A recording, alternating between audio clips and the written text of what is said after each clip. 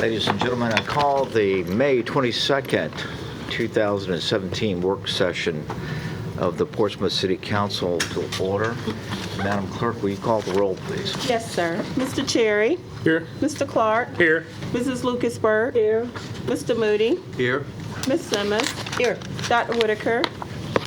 Mayor Rowe? Here. Ladies and gentlemen, our first item on the work session is a briefing by Kevin Page, which I have the great honor of introducing tonight. Kevin is the Executive Director of what is called, in the vernacular, HRTAC, but that stands for Hampton Roads Transportation Accountability Commission. Kevin came to HRTAC from the State Department of Rail and Public Transportation, and he's a leader in transportation and transportation issues, matters, financing, multimodal in the state. Has worked on such big projects as the Dulles Rail project, a whole slew of Amtrak projects in Virginia, just to name a few. And so it's my pleasure to introduce Kevin Page to give us our first briefing on HRTAC. And this is important because they're doing $1.5 billion worth of construction in Hampton Roads that impacts the viability of Portsmouth. Kevin? Yes, sir. Thank you, Mayor Rowe and Vice Mayor Cherry and others in the room here from Council and the general public as well. Madam City Manager, good to see you again as well. Thank you all for having me come over tonight. This is the first time I've had the opportunity to address Portsmouth City Council, but I hope it's not the last because we have a good story to tell here tonight. And I think when I go through the presentation I have for you tonight, I'm going to walk you all through the entire history of HRTAC all the way to where we are today. And the mayor made a great comment is we've gone from zero to $1.5 billion in about 18 months. And that's not just allocated projects, those are projects that are under construction. I don't know anywhere else you can go in the United States and see that type of regional collaboration, and then also the output that we're putting together from our region at HRTAC. One of the most recent, probably the largest project that I worked on in the city of Portsmouth while I was at the Virginia Department of Rail and Public Transportation was the median rail project. And I see some of you all who are rather tenured here on City Council. We kicked around with some public hearings and all for the median rail line relocation in the APM Terminals Maersk development moving forward. I think and I admire the courage that the Portsmouth City Council had at that time to move forward with the median rail project in collaboration with the state of Virginia, the Port Authority, and Maersk, because it did become a reality. And I think the courage that we have at HRTAC as we're moving forward as well with billions of dollars worth of planned projects with a good funding stream, and we will make those projects occur, as you will see coming forward. To start off, I want to talk about congestion and future connectivity because you're going to hear me say a lot in public and both in private about I'm big on the economic vitality for the region and also enhancing and preserving that quality of life that we also preciously protect as we move forward with any of the decisions we make as a public body at HRTAC and also at the jurisdiction level. But as you can see here, looking forward in 2040, you all are down in the blue area there, but you can see the population, about 27% of the entire region is nested over in the blue section, as well as about 18% of employment. We see a lot of movement of people and goods and service going to goods, services, employment, and home. And you can see in the darkest sides of those maps, that's dealing with congestion that we see moving forward in 2040. So as you see that kind of circular motion there, you're going to see where our projects are starting to fall into play as to how we address the congestion that you saw in that slide through 9 distinct projects in 5 geographic regions that have been studied for about over 20 years. For 2 decades, these projects were studied, and in the past 18, 24 months now, you're going to see that these projects are actually becoming a reality very quickly. We're moving forward at HRTAC. Mayor Rowe represents Portsmouth very well on that commission.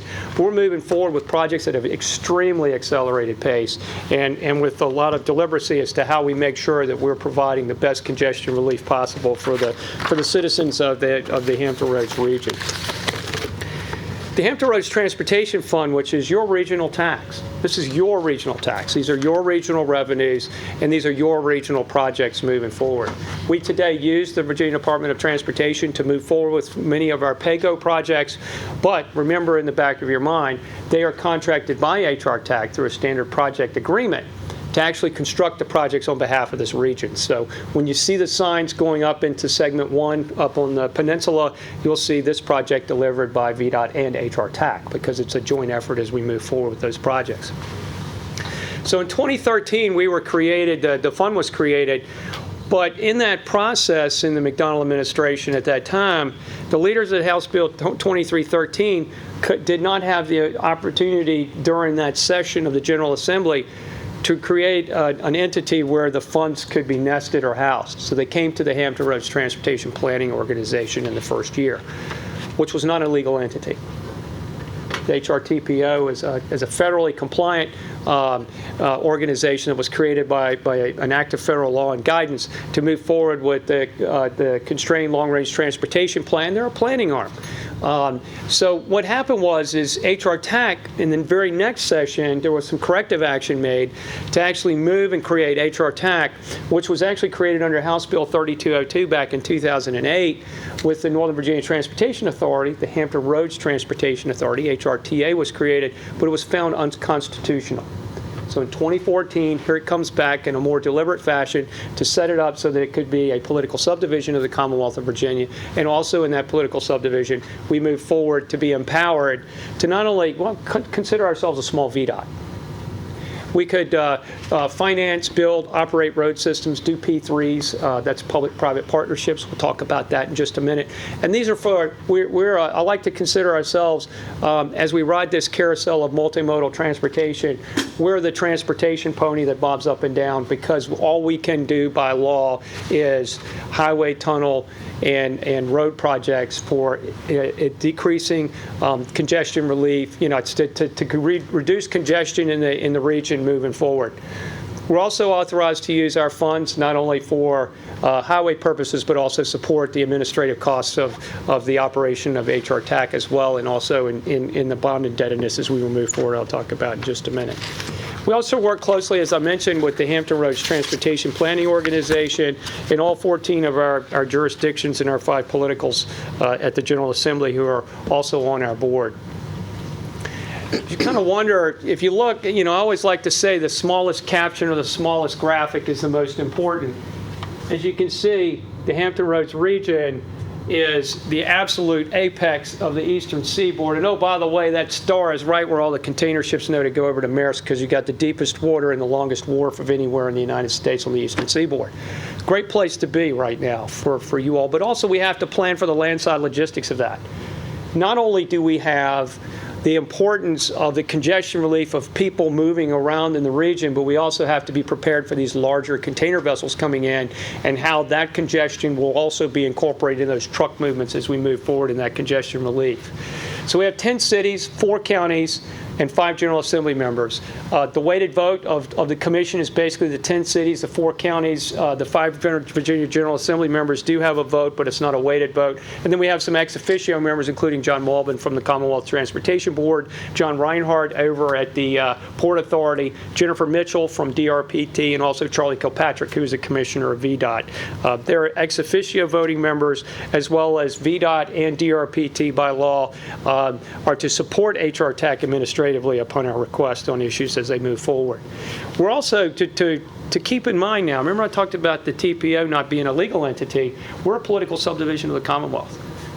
So we again are vested and set to move forward. And again, we're primarily funded by the House Bill 2313 revenue as we move forward in that project and process.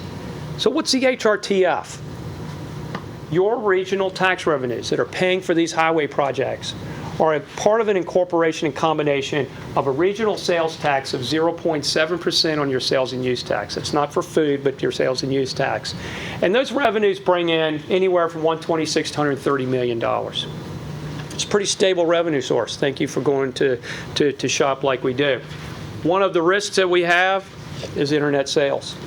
As you all are noting here as well, as you move forward with a lot of your incomes as well and your revenue stream, we keep a very close look on that Marketplace Fairness Act, and will it ever get out of Congress, because we do lose revenue because of that. We also have an additional fuels tax, which is 2.1%, that's on top of the wholesale price of a gallon of gasoline. I bought gasoline this morning down here for $2.05. I looked around just for comparative purposes, it's $2.15 plus anywhere else in the state. So even at the 2.1% tax, we are still historically less of a cost per gallon than, say, another area like Richmond, for example, which was $2.11, $2.15, and $2.17 today. So that brings us in about $26.5-ish million. And what you're looking at here is there's a disparity here because there's no floor on the gas tax. Now, the statewide gas tax that was passed in 2313, remember we went to an index tax from a cost per gallon tax, there was a floor set back in February of 2013. It was the second highest day of the price of a gallon of gasoline in the history of the state of Virginia.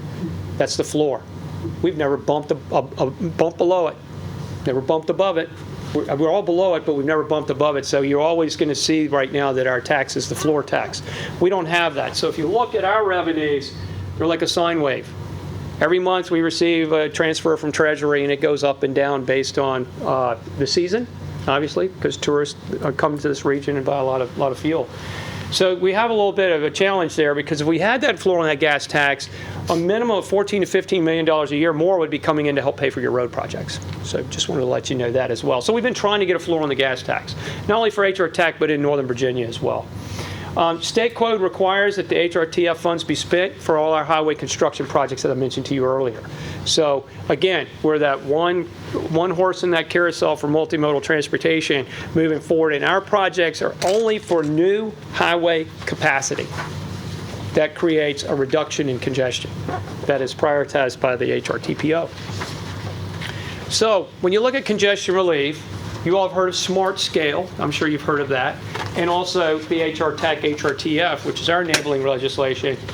We look at reducing congestion to the greatest number of citizens residing in Planning District 23. That's our planning district. When you look over here at the prioritization process for Smart Scale, which is the state of Virginia's competitive process, ours is a 45% weight for congestion relief. So there's a little bit of a disparity here. So when we compete at HR TAC through the TPO for statewide high priority project funds, which is known as Smart Scale statewide, which that's what we receive, we have to be careful because we have to go back and calibrate our assumptions and also put in economic development and other beneficiary factors that you find under Smart Scale that we don't have to take into account under HR TAC. Back in 2016, we went back, we did some fine tuning. One of the challenges at HR TAC is that, remember, we have the chief elected officials. For you all, it's Mayor Rowe. For the counties, it was the chair of the Board of Supervisors, which historically changes every 1 or so years. So we were constantly seeing a change. We were also having a challenge with having a quorum, because you know how busy you are when you're the chief elected official of a jurisdiction to be able to set aside that time on a monthly basis at exact time. So what we did was we went back and we set up through the code the ability for your Mayor Rowe, within 48 hours, greater than that obviously, of a meeting time, he could appoint one of you on the city council to represent him if he can't make it. So it allows Portsmouth to still have representation at all of the meetings, and it also helps us keep our quorum. So that was a good thing. Over in the counties where we tended to see a fluctuation on an annual basis of board chairs, we gave them the ability to designate a representative. So the counties every year can designate a representative if it's not the chair of the Board of Supervisors. So and that's worked out real well. Tom Shepard, for example, up in York is an example there where we've got some longevity setting into place here on that as well. And of course, our administrative and operating expenses had been in the state budget, but now we've got that in the code that we can also use that as well. Because when HR TAC was originally established, it was up to the local jurisdictions to pay for the administrative costs of HR TAC. That's just over $2 million a year. So take that divided by 14 and run the weight, it would be a burden on you all. But now we have the ability to use our tax revenues to offset those costs so we don't come to you on an annual basis for funding. Kind of a good thing there. Also in 2016, what happened was, in late 2015, HR TAC came out with 6 different scenarios. You may recall those in the newspaper. Where we came out with these scenarios as to how we were going to deliver the 9 projects on the short order by 2040. Well, it was $14 billion worth of projects between now and 2040, so obviously that would require a lot of tolling. So we used the maximum amount of tolling opportunities that HR TAC could find, because there was no clear policy, both at the General Assembly level or at the Commonwealth Transportation Board level, on how tolling would be handled in Virginia. Remember, they went through and overhauled the P3 program? Well, they also overhauled the tolling program as well. So now, Delegate Chris Jones took this to task, and he put it in the Appropriations Act in a section that becomes law at the end of the 2-year biennium. Remember, our state budget is a 2-year budget. So we have certain opportunities that we can do without going to the General Assembly. We can do HOV to hot lanes, new lane capacity, new bridges, and short segments. But we can no longer do a fixed toll all like ERC, for example, of an existing road system. You always have to have general purpose open lanes. So a lot of the challenges that we saw here, and a lot of the I don't want to call it grief and anguish, but let's call it what it was. So a lot of difficult times that you all went through as a city, dealing with fixed toll all and how to deal with that both at MLK and also with just the relationship. You know, it was kind of a challenge there that has kind of given us better color cut and clarity as to how we will cut this diamond and make it actually a reality of putting these 9 projects in play in the region as we move forward. So now we have state guidance on tolling, which gives us a greater opportunity to understand how we can do funding plans, what we can consider for tolling purposes as new capacity, but also have general purpose lanes open at the same time. So then we had to come back at the regional level. Remember, we've got tolling straight at the state level. We've got the ability as to how we will move forward with the Hampton Roads Transportation Funds. But then the TPO and HR TAC had to have some clarity in defining their roles as they move forward. In 2014, there was an extreme amount of conversation at the TPO level because obviously 2313 had created the Hampton Roads Transportation Fund, and they wanted to know as to how they would move forward with the projects, but also how HR TAC needed to move forward in its mission and purpose. So it's kind of an outset of all of that. The region decided to move forward with the hiring of an executive director, myself. I came in August of 2015, but also in the process of doing that, I call this the balance sheet.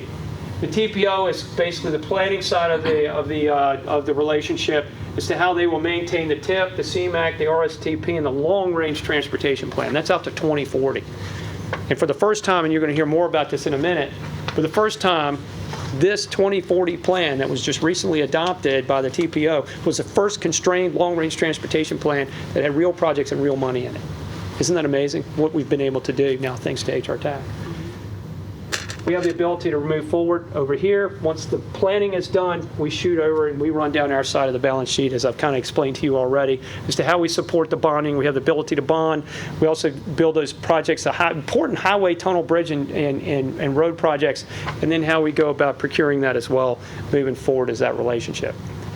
So kind of thinking, all right, well, I've seen 21 miles under construction up in the peninsula. Who's been up 64 and seen that? Isn't that amazing how fast that's moving? Trees been killed. Isn't that? Yes. Oh. We'll have a sidebar later about that. I can tell you what happened on that one. Okay. She said the trees. Trees. Yeah. Wow. There was the term clear cut in that one, wasn't it? Unfortunately, but that's the challenge that you have when you work with an existing right of way. Yes. We were restricted within our existing right-of-way, and there was a federal facility, as you know, where the fence is, That's right. over on one side, and I'm not going to speak as to what's on the other side of that fence, but we couldn't move the fence, okay? So, and it's important for us also to understand that the Hampton Roads Transportation Fund monies are your monies. So we have to make sure that we don't impact our citizens in an unreasonable way moving forward. So that's why you find us trying to stick within the right-of-way on many of these projects, including the high-rise bridge phase 1, HRBT as well, and then on the 21 miles that's up in the peninsula we're working on now. So kind of, the evolution is planning, programming, and project delivery and development through financing and contracting. And it's important to think about this. HRTPO is, again, the planning agency. They prioritize the projects. They put them in with our input, which I'll talk about in just a minute in another slide. Then the programming comes from HR TAC. We start with our 6-year long-range transportation program. Then it goes to the Commonwealth of Virginia through the Commonwealth Transportation Board, which is the governing and policy board for both VDOT and the Department of Rail and Public Transportation. Our projects are over on the VDOT side of the 6-year program. and then we go back to the TPO concurrently with VDOT, and then we add that project to the Transportation Improvement Program so that any federal funds that come through Smart Scale can be applied to that project. So there's kind of a local planning and development component, there's a state planning and development component, and then there's a federal development program component that VDOT takes care of for us because they're the designated recipient with the Federal Highway Administration for all federal funds coming through Virginia for highway purposes. Then on the financing and delivery side, hey, I hate to say this, but it's the shoulders of the region for the lion's share of these projects, and I'll show you that in some graphics in a minute. And so we will then take care of funding, bonding, anything that's not provided through Smart Scale. Everything else is on us. We shoulder that responsibility here. So as the region moves forward with these projects, there's some hard decisions that your Mayor Rowe is going to have to make with us at HR TAC, at the board level, as to how we will move forward with the funding and delivery of these projects, because it's going to require debt, bonding, and also toll revenues that lead to a TIFIA. We'll talk about TIFIA in a minute, which is a federal loan program, or we end up doing toll revenue bonding as well moving forward. One point to make, very important point to make, is that the CTB, the Commonwealth Transportation Board, ultimately makes the locally preferred alternative decision. Locally preferred alternative means this is the route we're going to take. This is the alternative we will take. We at the region level have the ability to weigh in on that, but we're not the ones making the ultimate decision in the end for that. So I just wanted to make sure that you all understand that the federal environmental planning process, the Commonwealth Transportation Board, just like with the FHWA and VDOT, they're the ones that make that final decision. Also, VDOT assists us not only in project readiness, but also in the development, construction, and delivery of some of our projects through an MOA and also through the construction agreements moving forward. So again, I'm going to sound like a broken record. These are your projects that are being constructed by VDOT, either in a funding collaborative agreement and construction delivery, or we pay 100% of the projects, HR TAC with your regional funding, and then VDOT through the standard project agreement, just like, say, for example, if VDOT was conducting a project on behalf of you all, you would have a standard project agreement moving forward out of your CIP to move forward with that. So it's the same process moving ahead. February of 2016, the TPO, and again, this is how fast we've been evolving. We went from zero to $1.5 billion in such a short period of time. But it was very well stepped, well choreographed, and has been very successful in the delivery of these projects. These are the 5 geographic points that you can see here on the right. Moving forward on this map, this is $1.5 billion. And you look at the graphic in front of you, because I'm under doctor's care with my eyes, and I can't read that. So you might find yourself looking down on your PowerPoint presentation copy you have. But it's just amazing in the amount of funding and the projects as they're moving forward.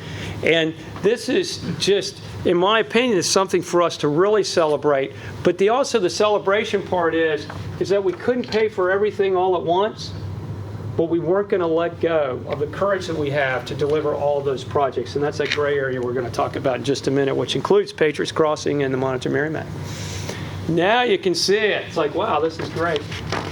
We have $156 million of our funding matched with $145 million. That's between the 199s, Pierce's Barbecue, down to basically Busch Gardens, the 199 exit that's up here. Remember 6, 7, and 8 mile sections. That's the way I like to remember. It's pretty easy, isn't it? 6, 7, 8. So you start at Jefferson, 6 miles. Phase 2, 7 miles. Phase 3, 8 miles. And Phase 2 is where you saw the clear cutting going on. Yeah. Up there by Camp Perry. Yeah. And the weapon station, the storage area. So if you look in here, this is fully funded. HRBT widening, we just recently put $25 million on that. This is right now a $4 billion project. It'll have another 2.5% construction escalation placed on it. And just to share with you a comment of one of our board members who drills this in our head pretty regularly: every day you wait, it costs you money. Every day we wait, it costs us more money. So that's why we're trying very quickly to move these projects. 264-64, which is this interchange project, we've got $217 million involved in that project right now. $600 million in the high-rise bridge project. We just recently received a potential award of $100 million to reduce that, and $50 million to reduce this project. Bowers Hill Interchange, we're going to talk about this in just a second, is a $4 million study moving forward. 460, 58, 13 connector. This goes out to SIPSA. You all are familiar with where the landfills are. This deals with the executive airport, interchange, overpass, and also a new way to get the region's refuge trucks in and out of the SIPSA landfill, so it's a much safer environment there as well. So that's in play.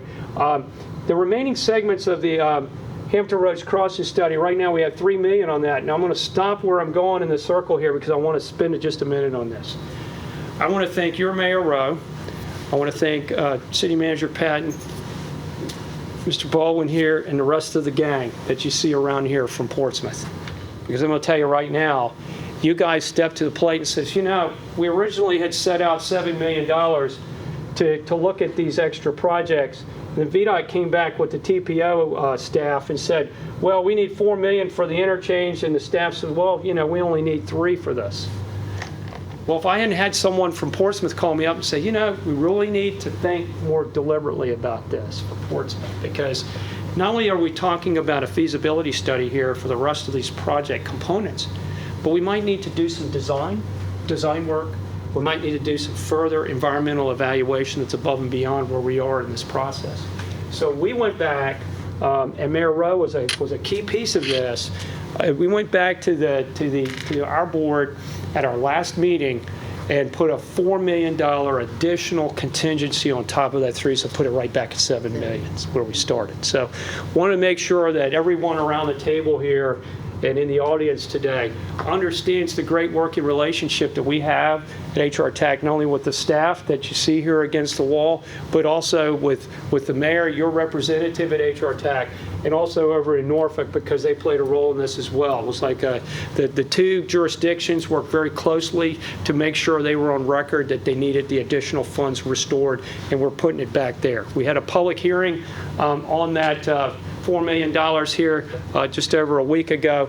No one spoke to those components, so it's moving forward with a recommendation for full funding at our June 15th meeting. So we'll be back restored to the $7 million for that.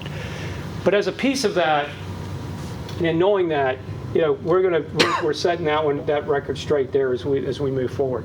So again, I think everyone here in this room should be very proud as to where we are as a region moving forward with that. The other part of this is we couldn't have done this unless we had our funding plan and also the long-range transportation plan moving forward as to how we at HR TAC move forward, and also in the process on March the 17th of 16 is that we were able to move forward with a $1.8 billion plan of finance, and with our project readiness value of $1.4 billion already allocated to projects. Isn't that amazing? We've gone that fast, broken ground. We'll have segment 1 of the 64 project complete and in service in December. If you drive that route today, you're going to find yourself on all of the new asphalt on the new alignment this coming December. They're working night and day. We are not slowing down. We have a momentum down here in Hampton Roads that is unparalleled. It's just amazing as to how fast we're really moving down here.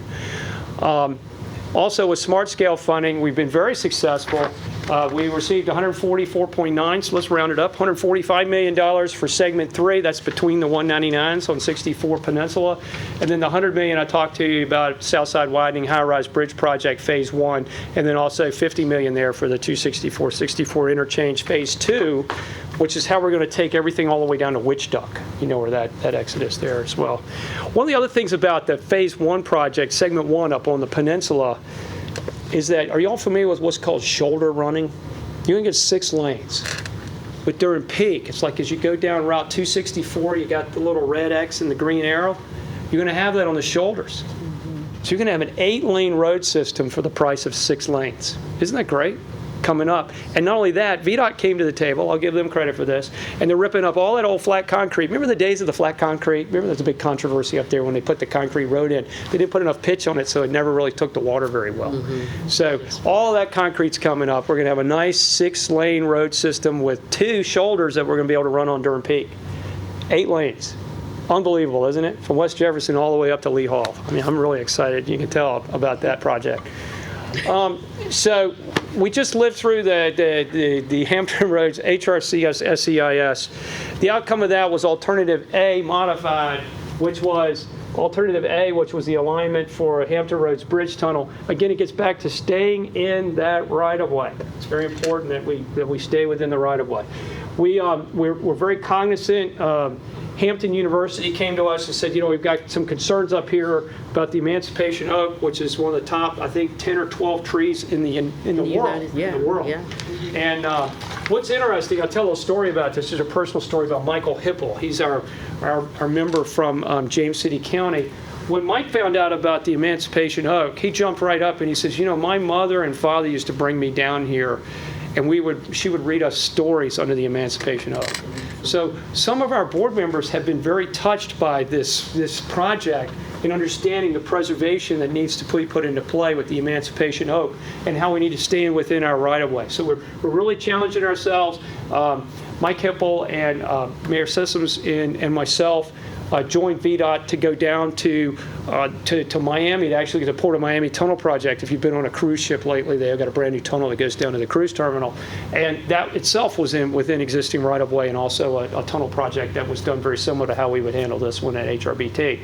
So again, we have some very passionate members there that are very protective in that, as well as what remained of this study that wasn't selected is Bowers Hill, which is moving forward on its own NEPA process. And then these project components here, Patriots Crossing, what ends up impacting, I think, dramatically your Churchland and other areas of Portsmouth.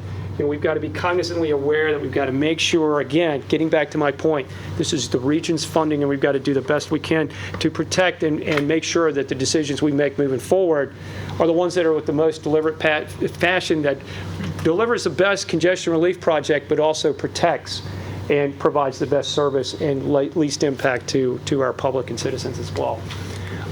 So then moving forward, back in March, not only did we do the 6-year funding plan, we came right behind that, in the fall, and we had our whole 2040 plan. Now, it's important here. There's some people that would love for us to just say, let's pick up Hampton Roads Bridge Tunnel, let's lift that up, do a plan of finance, go out and do a 50-year concession very similar to the ERC or something like that, shall we say. But that's not what we're about here at HR TAC. What we're about is delivering a suite of projects to this region, because it's all the region's funding. Every single community contributes to the region, so we need to make sure that we're being very cognizant about that. In addition to that, we needed to preserve, and I appreciate the mayor asking this question for clarification at the TPO meeting last week. We need to make sure that the approved projects in play, including the study of the additional SEIS projects that were not selected as Alternative A, which is Patriots and Monitor Merrimack Bridge Tunnel, that $7 million continues in play and moves forward. And we have an MOA right now that's in play, Memorandum of Understanding and Agreement, that VDOT, the Transportation Planning Organization, and HR TAC are in the process of executing. It's up at VDOT now. It's been fully executed besides VDOT. Our parties down here have executed it. To move forward with that study and also make sure that the same 5 communities, Portsmouth being one of them, that was very protective in going through the SEIS, you guys are going to be right there at the table. We've got to have that. We cannot move forward with a project of this significance without having our communities at the table, in that planning table. So this represents $8.3 billion worth of projects moving forward. It's fiscally constrained, delivers all the projects that I showed you are already in play, and on top of that, delivers HRBT, High-Rise Bridge 2, which is the next bridge in 8-laning all the way out to Bowers Hill, the Bowers Hill interchange, which is important to Portsmouth because obviously you have some interstate tributaries that come right out to Bowers Hill. So that's important as well. 460, 58, 13, I've already explained that. Fort Eustis interchange takes the rest of the trees, unfortunately, Madam City Manager, on segment 1. We'll take that to 8 lanes. So segment 1 goes to 8 lanes, and then the Fort Eustis Boulevard interchange gets completely rebuilt, because anyone who gets off of Fort Eustis today knows how confusing that interchange is. You come off, you hit a stop sign, then you got to turn left to turn right to go to Yorktown. It's just a mess. Just for the record, I didn't design that interchange, but it's a mess. So that's where we are with that project moving forward. Just amazing. Now I want to be just emphatically clear with you all. These are kind of like the Tier 1 projects that are in play. this is the segment that we need to make sure stays in place. Where we go with Patriots Crossing and how that impacts Portsmouth, I-664 Montgomery Memorial Bridge Tunnel, how that impacts you all, Suffolk and Chesapeake, and also an important component, what are we going to do with the West Norfolk Freeway?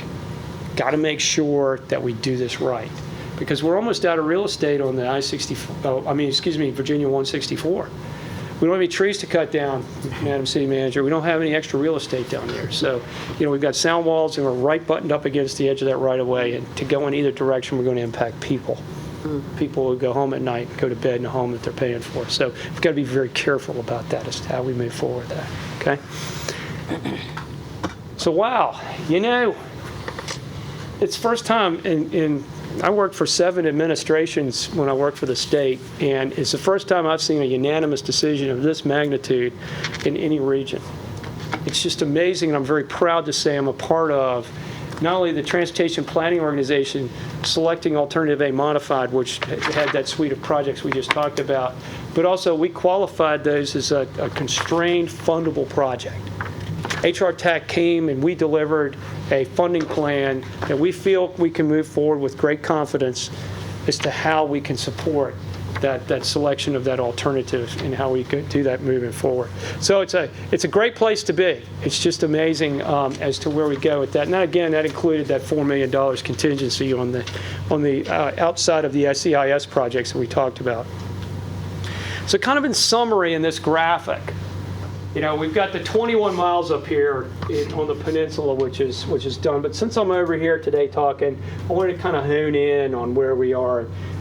We call this the interstate loop. Bob, I don't know what you all refer to it over here, but this is an important component piece of where we're moving. Everything you see in purple is part of that now going to be $7 million study. Madam City Manager, I know that your staff's going to be right there with us on that, and yes, as well as you, Mayor Rowe, at the TPO and the HR TAC. That is an important study for what we do next, because there's a wide array of other competing projects out there that we've got to make sure that we finish this loop.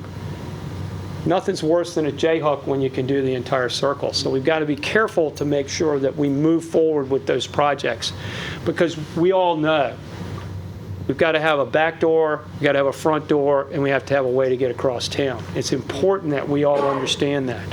And I know that you all understand it, and I hope you understand that I get it loud and clear moving forward. So kind of where we are in our next steps, I've kind of laid that out for you all over the past about 37 minutes. And thank you for all your time today, because I told Bob I'd only be 15 minutes. If anybody knows that, I'd say that. You should have known to double it.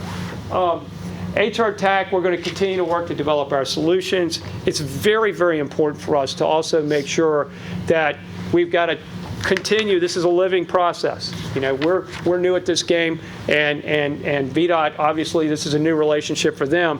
They've gone from being, the road constructor for the state of Virginia. In this case, there's a regional body here that has an enormous amount of funding available, and also 14 very strong jurisdictions that support the regional effort, and also how to make sure that we move forward with what's best in the region, and not necessarily what's best in the Commonwealth, but what's best for the region. That's important. This is our funding, and these are our projects as we move forward. Remember, it's HR TAC projects developed in concert with VDOT being a collaborative party. We'll also continue to deal with the record of decision for Alternative A. We've got some decisions to make. Decisions at HR TAC, and also at VDOT as we move forward with the Commonwealth Transportation Board recommendation. Will those managed lanes, we call them hot lanes, will those managed lanes be 1 lane in each direction, or will there be 2 lanes reversible? Those are the types of decisions that are ahead of us in probably the next 6, 7, 8, 9, 10 months. Also, we're going to continue that public discussion. Discussion like here today, for example, and thank you for the time you've given me today. But also, those here I know that are here from the public, I'm no stranger to them, because I do spend a lot of time out in the public face. And also, if any individual citizen of any of the communities comes to see me, I'll spend as much time as I can working with them to understand the value and the importance of where we are at HR TAC and our regional revenues, and also how we're moving forward collaboratively and together in a strategic manner to deliver these projects and moving forward with making sure that we're making the deliberate decisions that need to be made as we make those preparations for these bigger projects to be delivered, such as, for example, the revenue reimbursement that we have on the projects that we've already paid for. We've been passing enabling resolutions for bond reimbursement. So very similar to how you all operate here at the local jurisdiction level, we have been as well at HR Tech by passing those reimbursement resolutions so that we can go back and finance that principle, that pay-go principle that they've put into the projects today that we've already invested in, to capture that funding and then put it on the next project. Also, in our funding plan, we do what I call cascading funding so that one project leads to the other, and then as we move forward, those projects are woven together. And that's how we can maintain the integrity of the plan that's been put in place, and it keeps us from having it, shall we say, for no better purposes, segmented. So that's where we are today at HR Tech, and I really appreciate all the time you've given me to kind of walk through HR Tech. And I know, Mayor, I'll turn the floor back over to you. I know there'll probably be some great questions that'll come out of this. Well, first, thank you, Kevin, for Yes, this thank you. very comprehensive and understandable briefing. And let's open it up for questions for Kevin. Elizabeth. Would it be appropriate for us as a jurisdiction, I would assume along with others, to look at asking our General Assembly people to look at a floor on the gas tax? Yes, ma'am. We've tried the gas tax floor now twice on the last 2 sessions of the General Assembly. I feel, it's just me, I like to tell people that ask me that question, if you're familiar with those 1960s and 70s lava lamps, Yes. this legislation is like a lava lamp. Every year it bubbles up. We just got to make sure it keeps bubbling up. And one day, that blob's going to be big enough that we're going to get the floor, okay? And I think that HRBT, when we roll out our funding plan, we're going to show the importance of the floor. Because if we don't have the floor, it's very difficult for us to sell bonds based on revenues that we can't say are a sure thing. And that's where the state of Virginia has been with the floor on their gas tax, is they know that there's a deliberate not to exceed a lower level of revenues. They know they've got that floor they can bump up against. So I believe that we'll see that hopefully bubble back up this year, and I'm very hopeful that with the communities helping us, we could get that one through. Bill? The projects that you've discussed this evening, which one of those will be tolled? Of the projects this evening that will be tolled, let me show you those. These will not be tolled. This one will be tolled. This will not be tolled. This will be tolled. Now, those are just the additional capacity lanes. The general purpose lanes you see today, for example, the 4 lanes you see at HRBT will always be open. They call them general purpose open free lanes. They will be in place. It's the additional capacity that's added will be tolled. And that drives back, Councilman Moody, to some of the decisions that were made through the Commonwealth Transportation Board on their dealings with new capacity in Virginia. So there's a policy issue there at the state level that would likely have to be overcome if we were not to toll that project. And the reason why I ask, because it's well known that ERC's contract, if any new projects cause them to lose revenue, then they can increase the toll to make up that difference. Yes, sir. There are compensation event clauses, and that would be one of them. So you're very good to know that. Has anybody projected what potentially that would be? I know that at the state level, they've been kicking it around, so to speak. For us at HR Tech, we've been moving forward with the project based more on the state policy than we have the compensation event. We feel that if we move forward with a managed lane concept, which is the HOV 3+, very similar to what you see in Northern Virginia, but not the high toll rate, we feel that we through our project, will not trip a compensation event or impact to the citizens of Portsmouth. We're very attuned. I don't like paying tolls either, by the way. But I understand exactly where you're coming from. Lisa? Okay, Paige, if this commission had been established before the contract had been made, would it have made a difference, or does one have nothing to do with the other? And then the P3, you said you was going to mention more about Yes, that. thank you for bringing that up. First of all, it's a great question.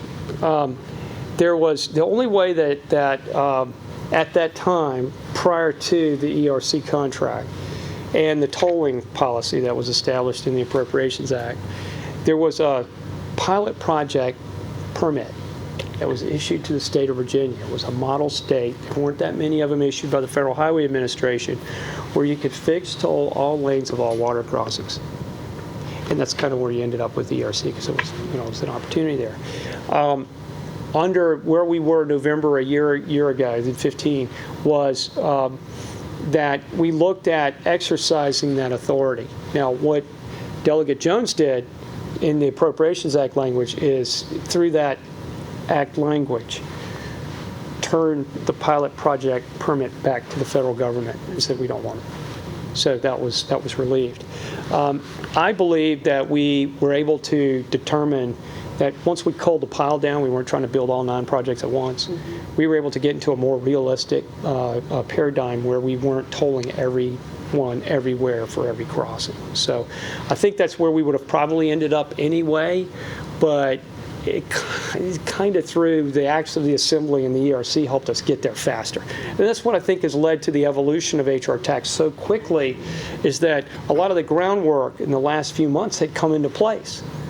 Tolling, ERC, the challenges you all had, not only with ERC, but MLK as well, Midtown, downtown MLK.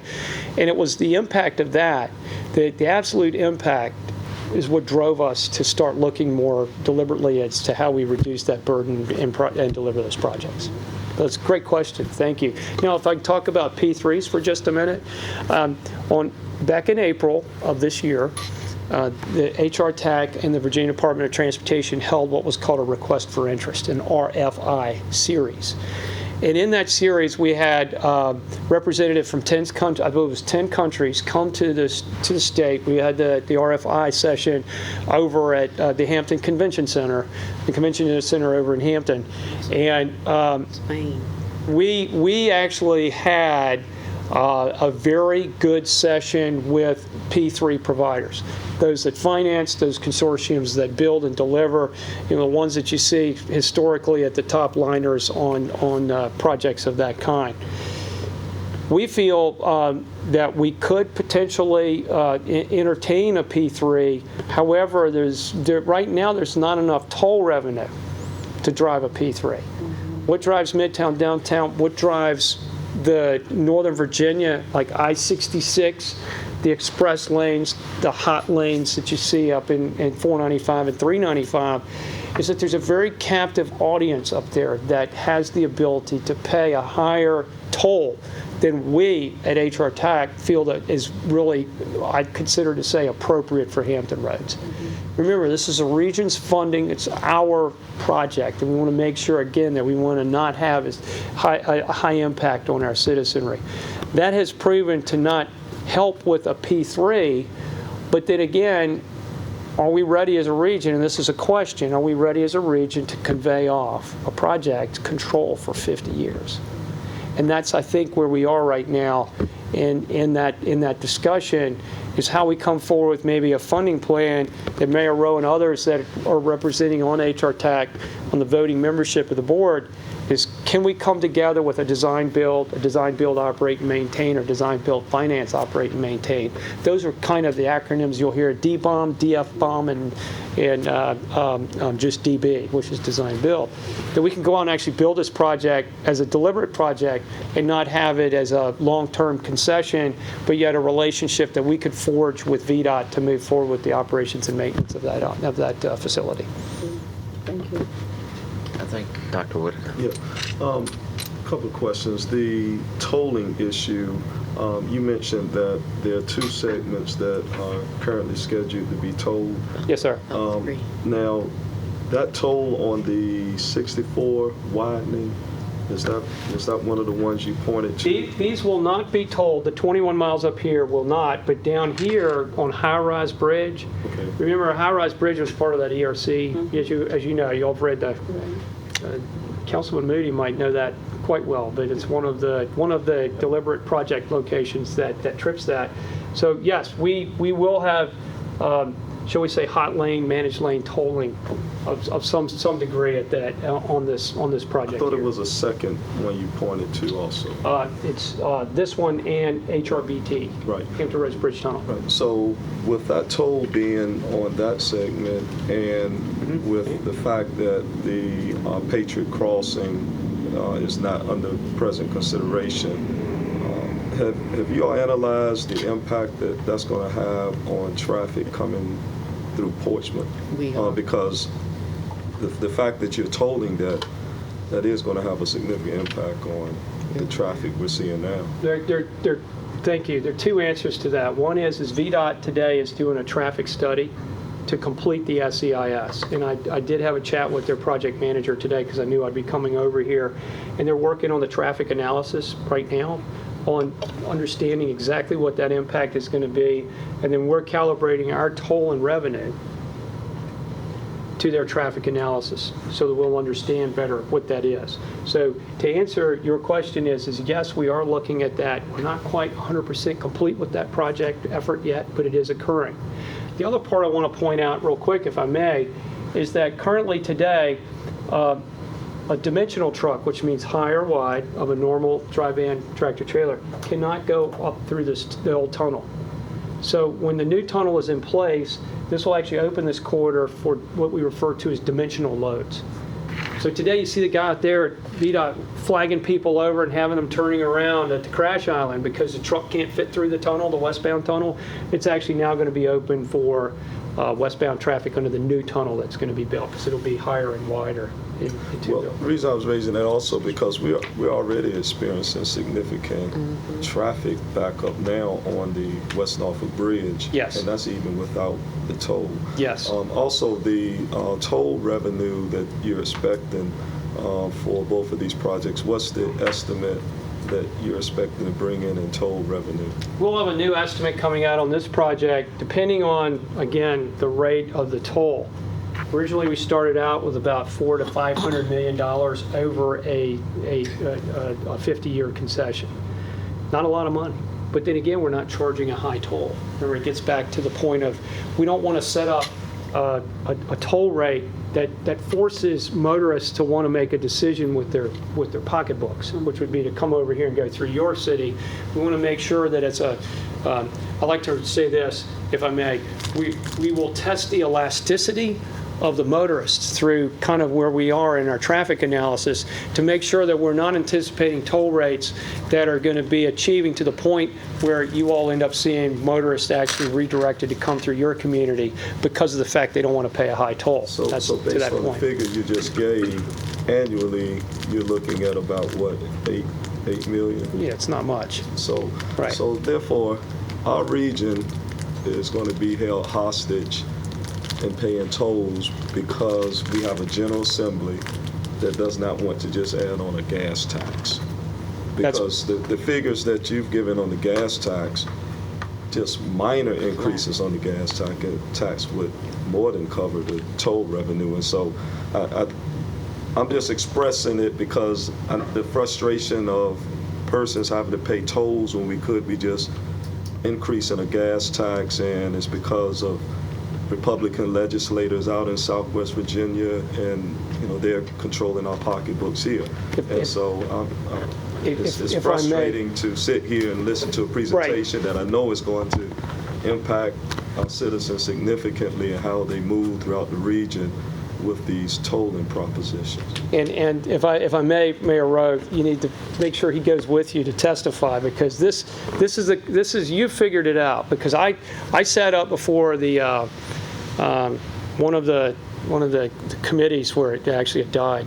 I think it was in House House Transportation, excuse me, where it was perceived that this was an additional tax. And what we've tried to do and communicate to our General Assembly is there was an intended purpose called a legislative intent of the General Assembly. When they established House Bill 2313, all of our revenues were based on a tax at the time of its highest level. but they floored the state tax but didn't floor the regional tax.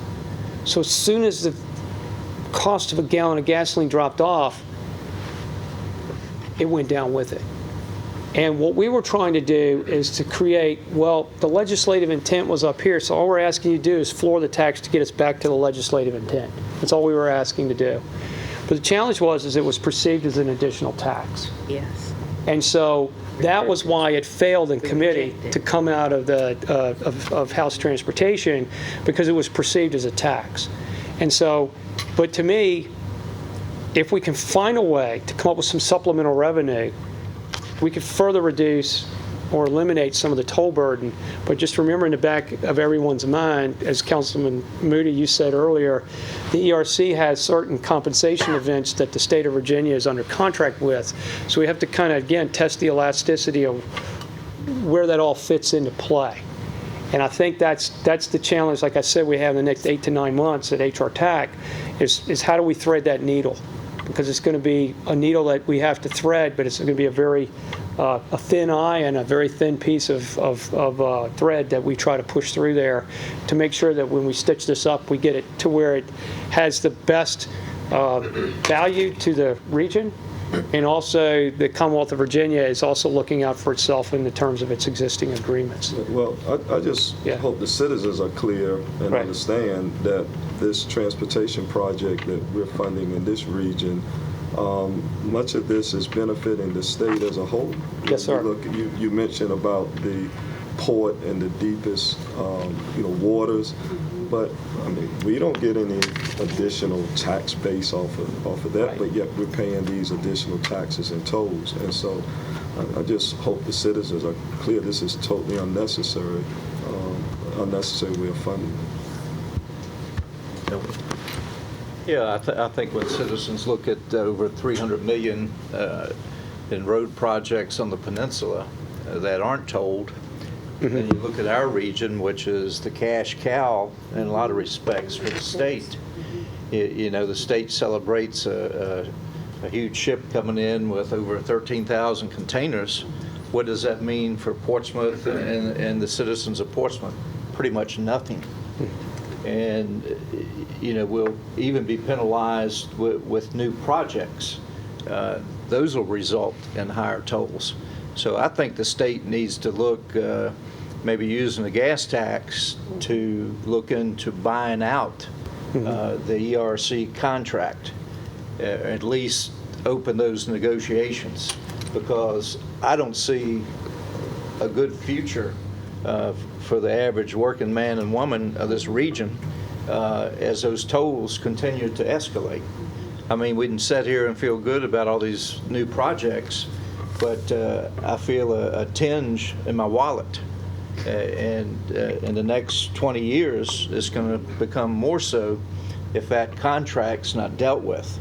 I mean, not the mayor, but the governor comes down and, spreads a little temporary money around. But in the scheme of things, that's pittance. Right.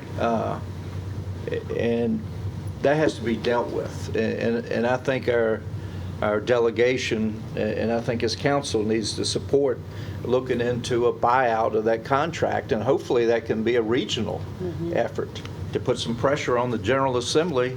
This is a lemon of a contract. Talking about it's not going to alleviate it. We got to take action and negotiate some sort of a buyout. So, yeah, thank you. Thank you. Very good point. All these points are good. Yes. I just had a question of Mr. Page. You indicated that there was the request for proposals, and you met with how many of those who submitted proposals were American companies? It was a very, I would say it was, we had 10 countries represented, and we received 12 letters. 10 countries. So now, remember, of the countries they represent, they also set up themselves limited liability companies here in the United States. So that was my question. Right. So when with this first project, which was a toll project previous to my being here, and now we're going forward with these other projects, most of the work will be done by international companies. Is that because we do not have that capacity in the United States, or why are most of the developers of this outside of this country? That's my question. So I don't have 100% the appropriate answer for you, but I'm going to give you my take on it. Okay. Okay.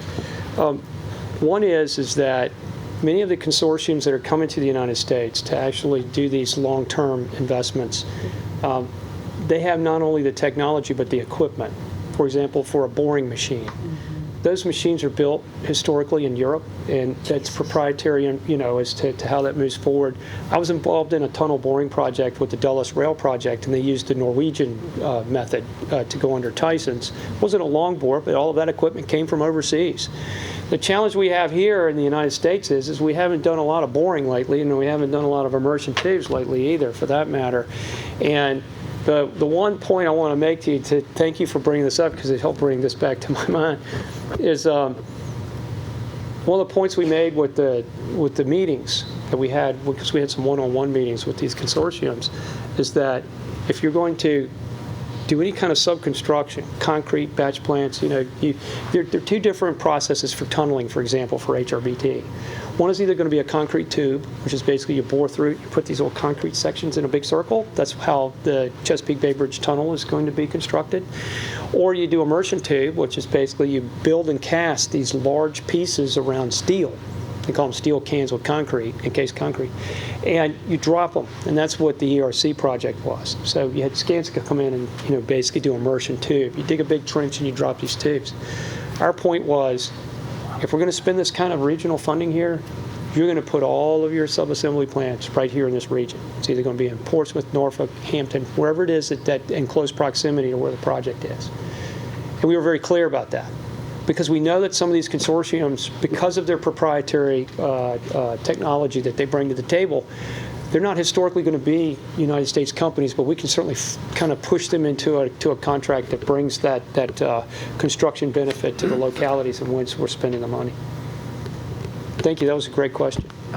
As you push them to localities, what is your policy on minority contract It's going to be the same as what we have in the state of Virginia. with the state's policy? Yes, sir. Yep, that's what we've heard from VDOT.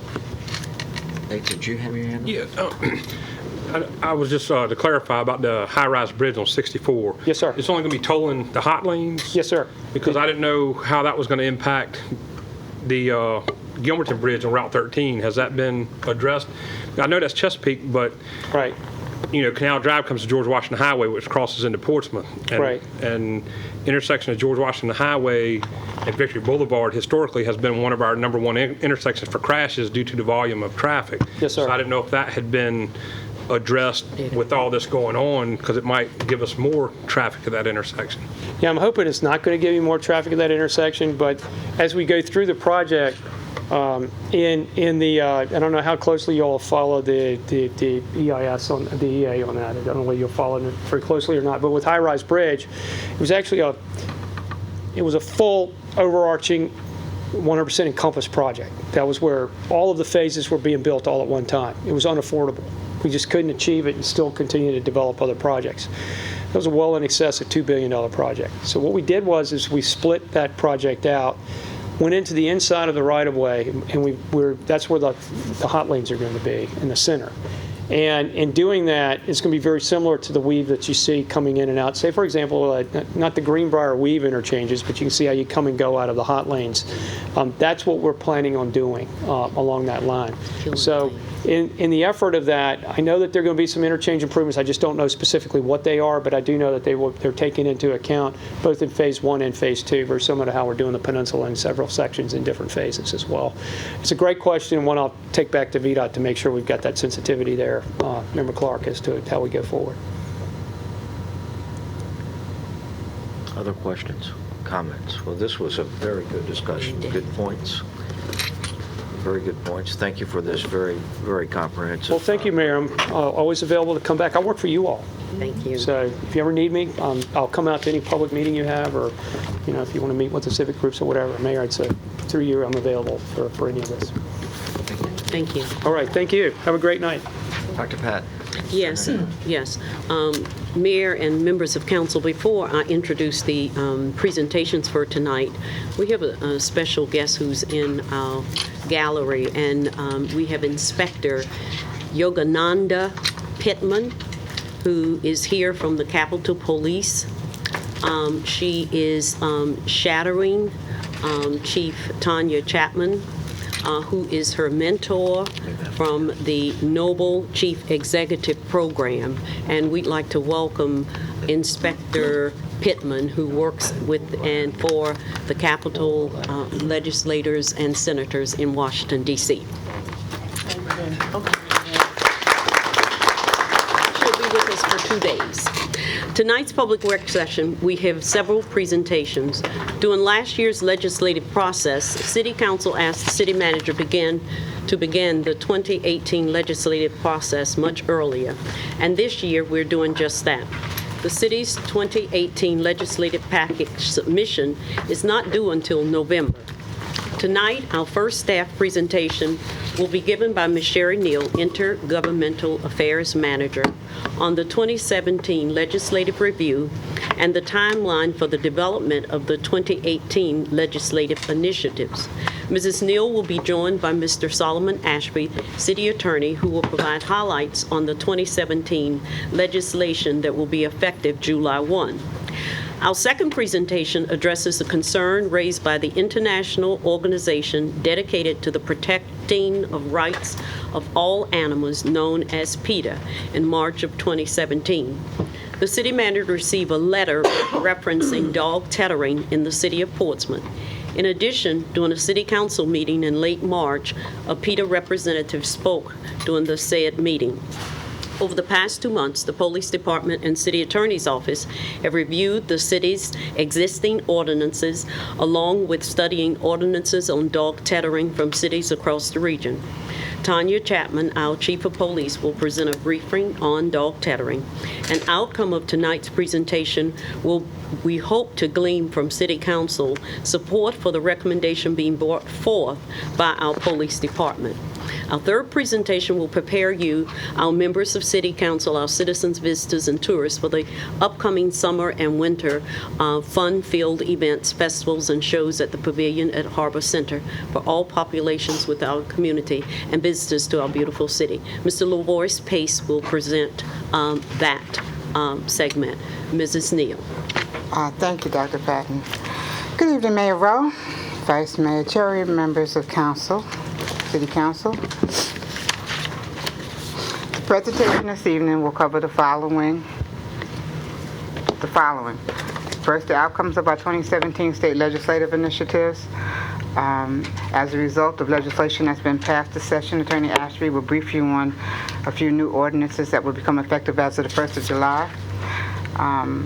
Following Mr. Ashby's presentation, we'll go over the 2018 state and federal legislative initiatives, development timeline, and then finally I'll brief you on a few items that were submitted in 2016 for our 2017 state legislative package for the state, which was reviewed but not included. So first, looking at the legislative initiatives that passed. This slide depicts our initiatives that did pass through the General Assembly session. The first two are initiatives that impact our community service boards. The first one, listed here, requires that the community service boards that participate in a regional jail shall review their existing memorandums of understanding that sets forth the roles and responsibilities of each community services board, sharing protocols between them for dealing with pre-admission screening process, provides for communication and information sharing protocols between them, and also provides for due consideration to be given to include financial considerations should there be a disproportionate obligation on one of the community services boards. This particular issue arose from a situation with our CSB. Our community service board is the smallest staffed Community Service Board of the 4 jurisdictions that are part of the regional jail. And because the Hampton Roads Regional Jail is located in Portsmouth, our CSB is the lead CSB for that particular jail. So not only do they have their responsibilities at the jail, they also have their other responsibilities, which is really stressing them out. So we took this initiative forward, and we did get it passed. So now that they are supposed to work with each of the CSBs to try to make that a more less burdensome on the city of Portsmouth, hopefully. The next one was an initiative that we took forward because in the code,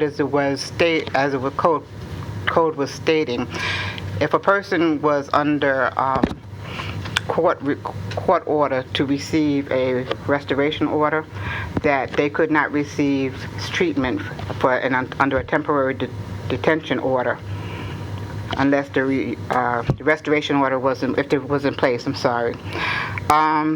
This pattern worked years ago when both were able to be done simultaneously in a hospital. But with the reduction of bed space in the hospitals and the push for community-based treatments, the code language prohibited practitioners from providing services through a temporary detention order if there was a restoration order already in place.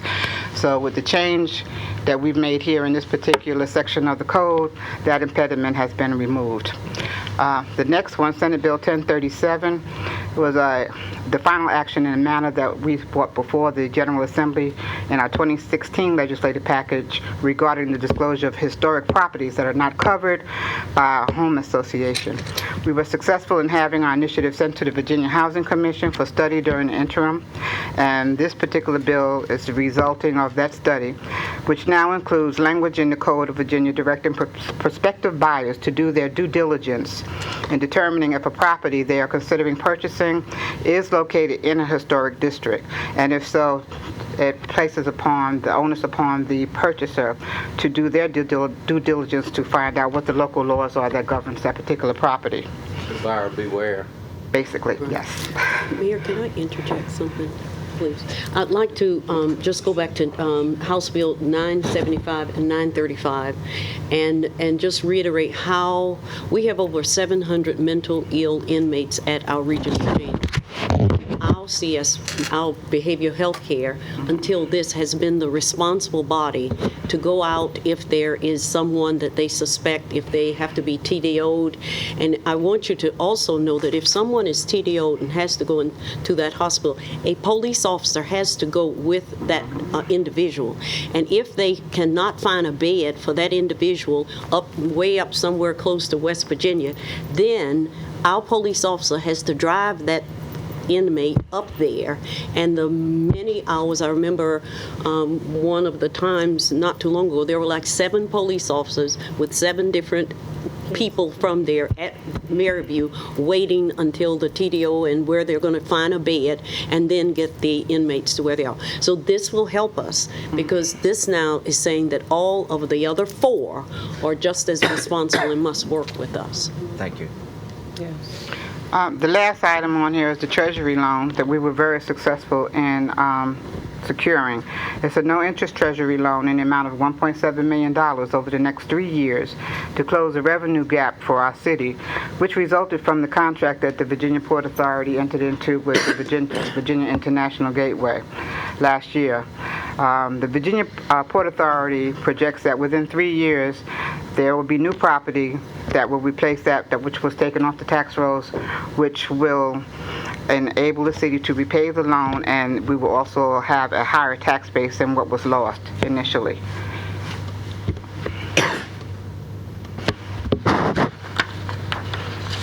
All right, so looking at the initiatives we had in our package that did not make it through the legislative process, the first 2 relate to the Virginia Port Authority and its relationships with its host cities. For this JLOC study, it's been increasingly difficult to get JLOC studies through the General Assembly. Even though we did have some support from our sister host cities, the support was somewhat lukewarm. And the sense that their leadership, which was conveyed to me, was that we don't need another study. We just need to have the formula that was passed in 2000 funded. So Is there a unanimous agreement among the host cities for that? thank you for asking that, because I was just going to say, when we did proceed with that approach, the sense that was given to me at that time was, several times that we've done it, that it's not going to pass. So even though they may support it, it wasn't a strong support, and it wasn't one of their primary high priority issues. So. The next one on the economic incentive grants for the host cities of the Virginia Port Authority. Even though this did not pass, it was met with some degree of interest from members of both of the money committees, the Senate and the House. They gave us some pretty good feedback on this, and staff has begun looking at it to see if we can rework it to make it more palatable. We're going to be working with our stakeholders in our sister cities as well over the next few months, and try to get it in a better posture, and then try to bring it back before our councils, and ultimately, hopefully, in front of the General Assembly for the next session. What is the difference between an economic incentive grant and funding the legislation?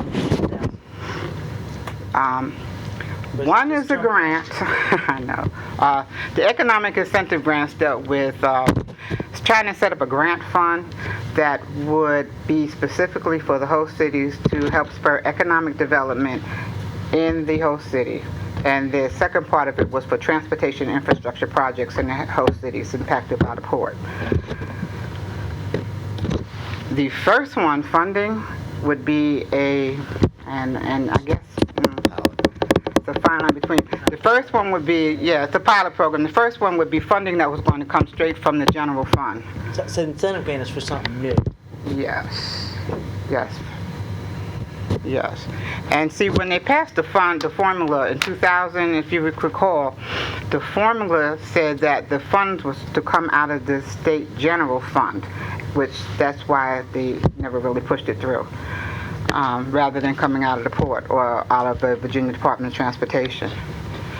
Also, the next one, Senate Bill 857, dealt with changing the floor area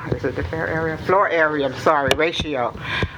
This is a proffer bill, and this floor area ratio, which would have enabled the city to do more development in a multimodal form. They didn't like it. It was a proffer bill. All proffer bills were killed at the General Assembly because they made changes to the proffer, as you recall, the proffer legislation about 2 years ago, if that long.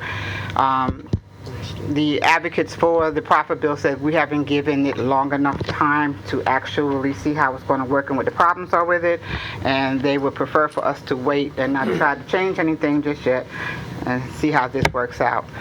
And then the final piece was the charter change that was pulled by council, was pulled by this council, which was dealing with the dissolution of the Civil Service Commission. Ms. Neal, Yes. before you leave the legislative area, when the committee, you have pass, fail, can you explain to council what it means when it says pass by indefinitely?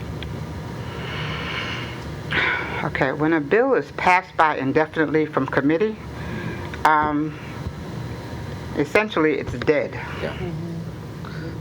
Right, it can't be brought back. If it's tabled, then they can possibly bring it back before the end of the session if some changes have been made to it to make it more palatable for the legislators to look at.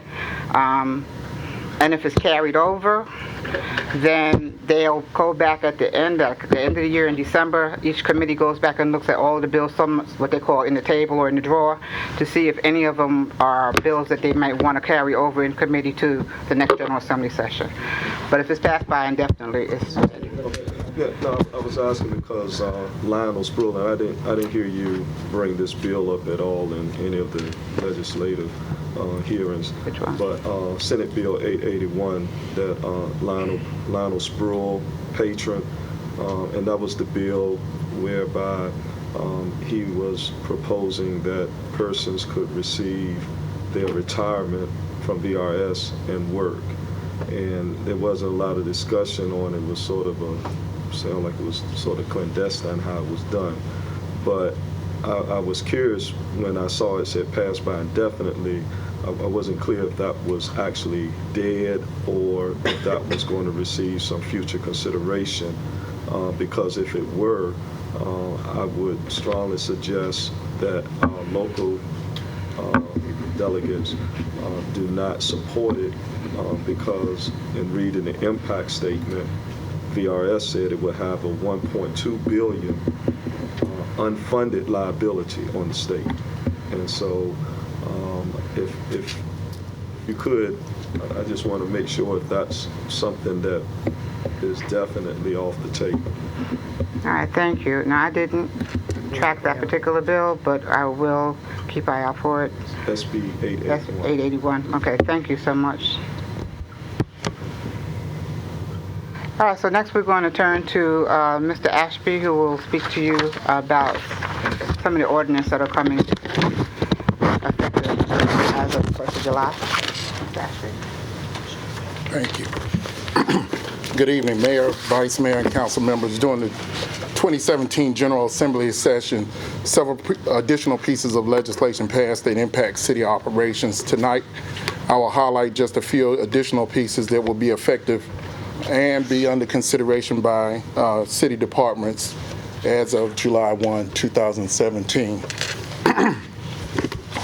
The first piece, Senate Bill 1173, deals with vested property rights. In that legislation, if a homeowner is given approval for structures that do not require permits in terms of their erection, and we subsequently changed the ordinances involving those particular structures, this particular bill and now law in July 2017 will make any of those structures non-conforming, but will not make them illegal, thereby requiring their removal or their destruction. Speaking with the departments, it may be the occasional time period when someone builds a shed or something that's not placed correctly, or perhaps a playground. It's not something that happens very frequently, but we do have those ordinance changes that end up impacting folks who have gotten approval for particular structures. Next, Senate Bill 1203, Working Waterfront Development, authorizes localities to establish working waterfront development areas with grant incentives and regulatory flexibility for development along waterways. I will tell you that the particular waivers that are in play are some modest ones, permit fees or user fees with regard to those particular matters. One that's gained a lot of attention across the country is Senate Bill 1578, short-term rental of property. There's been a lot of discussion in the state and across the country. Some folks refer to this as the Airbnb bill. It authorizes a locality to adopt an ordinance requiring the registration of persons who will offer short-term rentals. That's room or space in a home for sleeping or lodging for less than 30 days. And it allows the locality to impose penalties or fees if that operation violates any local, state, or federal law. But it does not impact what we call regular bed and breakfasts, those that are already registered with the Board of Health or the Real Estate Board. So does that impact on taxing those type of entities? It allows us to put regulations in terms of health regulations and those sorts of things on the itinerant or intermediate Airbnb. It does allow us to exercise some control over those. But you can't tax them. Well, from a fee structure, certainly. I think when we talk about registration fees or inspections and those sorts of things, that there may be some fee structure to that. In terms of the taxing, I'm not certain that the taxing comes to the city or comes to the state once those, but it does bring them up in terms of being visible to both the city and the state, and allows us to make account for those and make sure there are appropriate facilities available.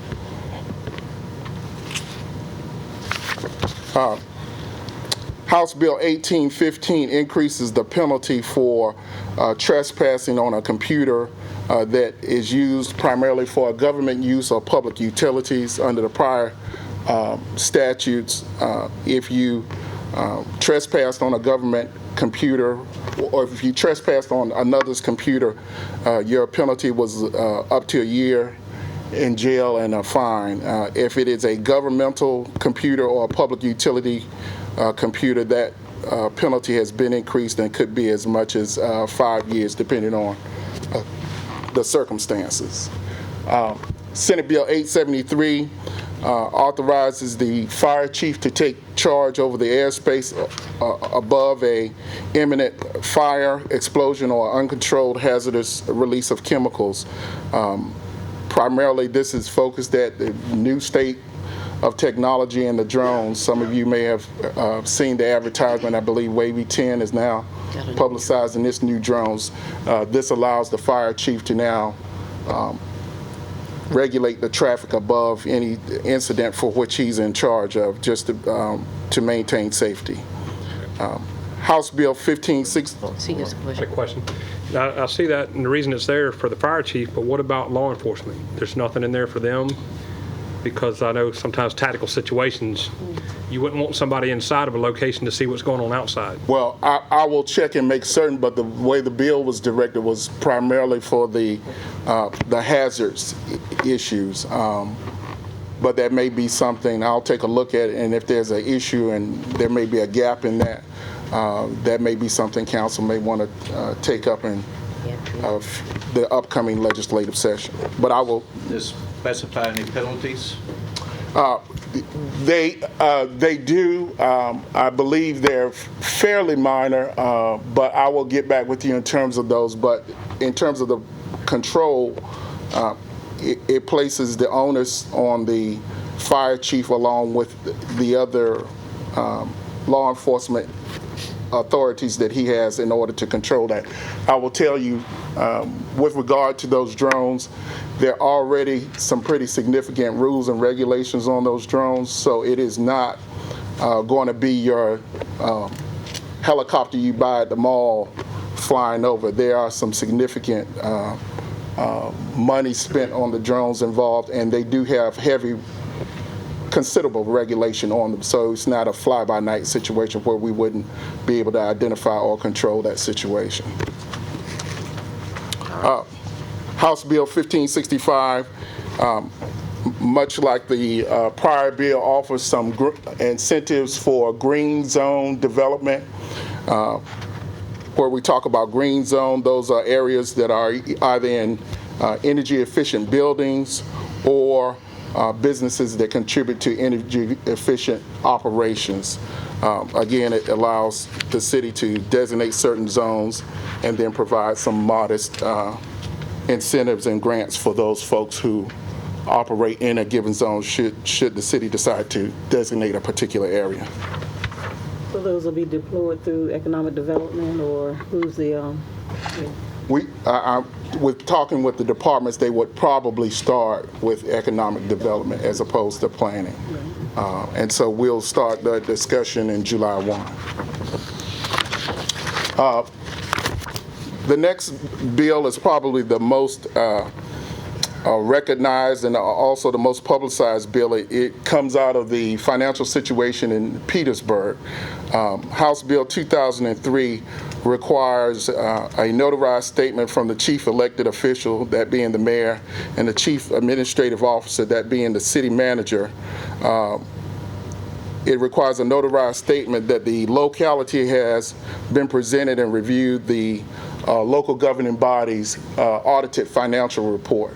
For those of you who did get to Richmond, you'll recall the legislature spent quite a bit of time talking about some of the dilemmas in Petersburg, and one of those was initially a discussion, I believe, when we went up there, and ended up becoming legislation before the session ended, so that our audited reports are now signed off to make certain that the entire council is aware of the financial situation of various localities. But currently, Mr. Mayor, currently, Mr. Ashby, when the audit is done, there are papers that I sign. Certainly. So now this is going to be a new document that has to be signed. Correct. The new requirement is that it be a notarized statement, Okay. and that the chief elected official also has to sign off to the fact that it was presented to the Okay. local governing I body. didn't know about that. Correct. And It'll you be a would little be- harder to say that after this year. And the clerk will be the one who makes sure such a notarize is done, And this is done after the outside auditor makes the presentation. its presentation to the That's city right. council. So That's it's right. just Council signing has- off on the CAFR, basically. Correct. Exactly. And it's been our practice that we receive and file that report by resolution. Right, Yeah. right. So we're already doing this, but we'll just formalize it. Right. And last, Senate Bill 1189 reorganizes a prior bill we discussed last year with regard to water and sewer fees. The only addition is that now, in order to place a lien on a property and give notice to subsequent buyers that there is a water or a sewer lien, the city must, in fact, request or require 3 to 5 months of security deposit for those water fees, such that if they're not paid or there's a delinquent bill, the city can go ahead and record that lien for the benefit of the city on the records of the property and give notice to subsequent buyers to assist us in the collection process. And with that, Mayor, Vice Mayor, and City Council members, the departments have memos on the various necessary statutes, and we will be continue to have those discussions so that we can get those required ordinances modified beginning July 1, 2017. Thank you, sir. Any questions? Yes, sir. So the Senate Bill 1189 pertaining to the water and sewer liens, presently, does the city collect 3 to 5 months? They do, Dr. Whitaker. I spoke with Ms. Tremere, and our average monthly water bill is about $54. I believe we require a deposit on residential approximately $175 and $300 on commercial. And so that does fall in line with requirements there, so it doesn't look like we have to impose anything new on the citizens. Is that onus on the tenant or on the property owner? Well, there are two parts of it, and just to go over the scheme from last year in terms of how this was designed, in order to hold the property owner responsible, they must authorize the tenant to secure the water bill, or the water bill could be placed in the property owner's name. And so in this respect, it's one more protection for the property owner in that it requires the city, before it can register against the property owner, that it gets the security deposit from a tenant that's been approved. The property owner certainly can assume that responsibility on their own if they choose to. And the thought being, I'm sure, that by the time the 3 months go by, you've already cut the water off, and so you limit your liability. And you have some notices in there also that run about that same time period, 90 days, to make sure everybody has an opportunity to pay or make a payment plan and that sort of thing. So it does offer security for the city, but as well it gives time periods and protection from the property owner and full notice to the tenant. Thank you, sir. And now Ms. Neal will return with regard to the Is there any timeline going questions? forward. Okay, thank you. Thank you, Ms. Ashby. So, moving forward quickly, we're going to look at preparation for our 2018 legislative initiative developments, and there's a listing here of the 2017 items that were suggested in 2016 for our 2017 package, which were not included. Preparations for the upcoming legislative session began in April, following the last actions of the General Assembly and the veto session. And we've begun accepting suggestions for consideration from all of our stakeholders, and we'll accept submissions through the 1st of July. The call is going out for submissions through our PCTV station and other social media platforms that the city has. And we've also reached out to all of our civic leagues, and for which we have contact information for. We've sent out information to them by email and in hard form letter for those that we didn't have an email address for, to advise them of the fact that we are open for business. We're, so to speak, taking submissions and suggestions for our upcoming packages. And they can also call me directly if they're not able to submit the information electronically. Looking at the June 13 primaries for Ireland, May or June, this is a big election year in 2017 at the local and the state levels. We have primaries next month, which will determine who will be voting for in November. And it's very important that our citizens turn out to primaries because it is the first step in trying to shape the direction of governance going forward in the future years. At the state level, we will have an entirely new governor and an administration who will take the reins of government. And if we don't participate in the election process, we can't rightfully complain about the outcomes of the public policies that result. July, August, through the summer months, the items that have been submitted for consideration will be researched and vetted internally and externally with our relevant stakeholders. Turning to September, once the research and vetting has been completed by the city's administrative leadership, items for potential inclusion in the city's 2018 state and federal legislative packages will be presented to council with staff's recommendations as to their feasibility and recommendations as to whether or not they should be included. In October, we'll host our Council General Assembly delegation meeting, at which time we'll share with our final state legislative initiatives with our General Assembly delegation and solicit their support in submission of the items. And it's at this time our delegation members are also able to provide council with insights as to what they see as any key issues that will be coming before them in the 2018 session. In November, of course, the general election takes place on the 7th, and pre-filing of bills for consideration for the 2018 General Assembly session begins on the 20th of November and ends on the 4th of December. It gives us a really short timeline to get our bills in. And as a reminder for those of you who may not remember or understand what pre-filing is, it's a process that the General Assembly has set up by which they have tried to have better control over how much legislation is actually submitted. During the pre-filing period, the legislators are able to submit as many pieces of legislation as they want. After pre-filing, they're limited to how many pieces they can put in without approval of the full body that they work within. So we try our best to always get our things in for pre-filing so we don't go against their personal counts. And the bills that go in first get the best numbers. Yeah, to lower the number. Yes, sir.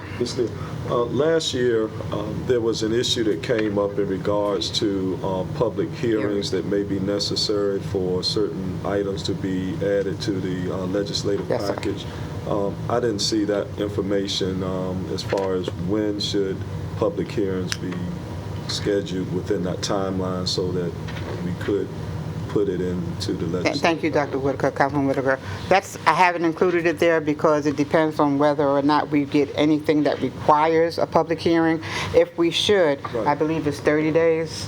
Well, that was the issue. 30 days? That was the issue last year, that there should be some identification on a timeline so that we won't get to the point that it's too late to introduce it. Okay, so any legislation that's going to require a public hearing, I should include that in there as far as letting you know how much time you would need for the public hearing. Right. Okay. So would it be in the September time period? Because council would have to agree to whatever is going to be in the considered for the package. So we couldn't do it before we get the September. So it has to be in that September time frame. Would that September give us the 30-day time frame? It would give you the 30 days. Mayor, I'm sorry if I can speak. It would give you the 30 days, but keep in mind you would be having the public hearing in September. You'd have to know prior to that in order to get the information to the newspaper.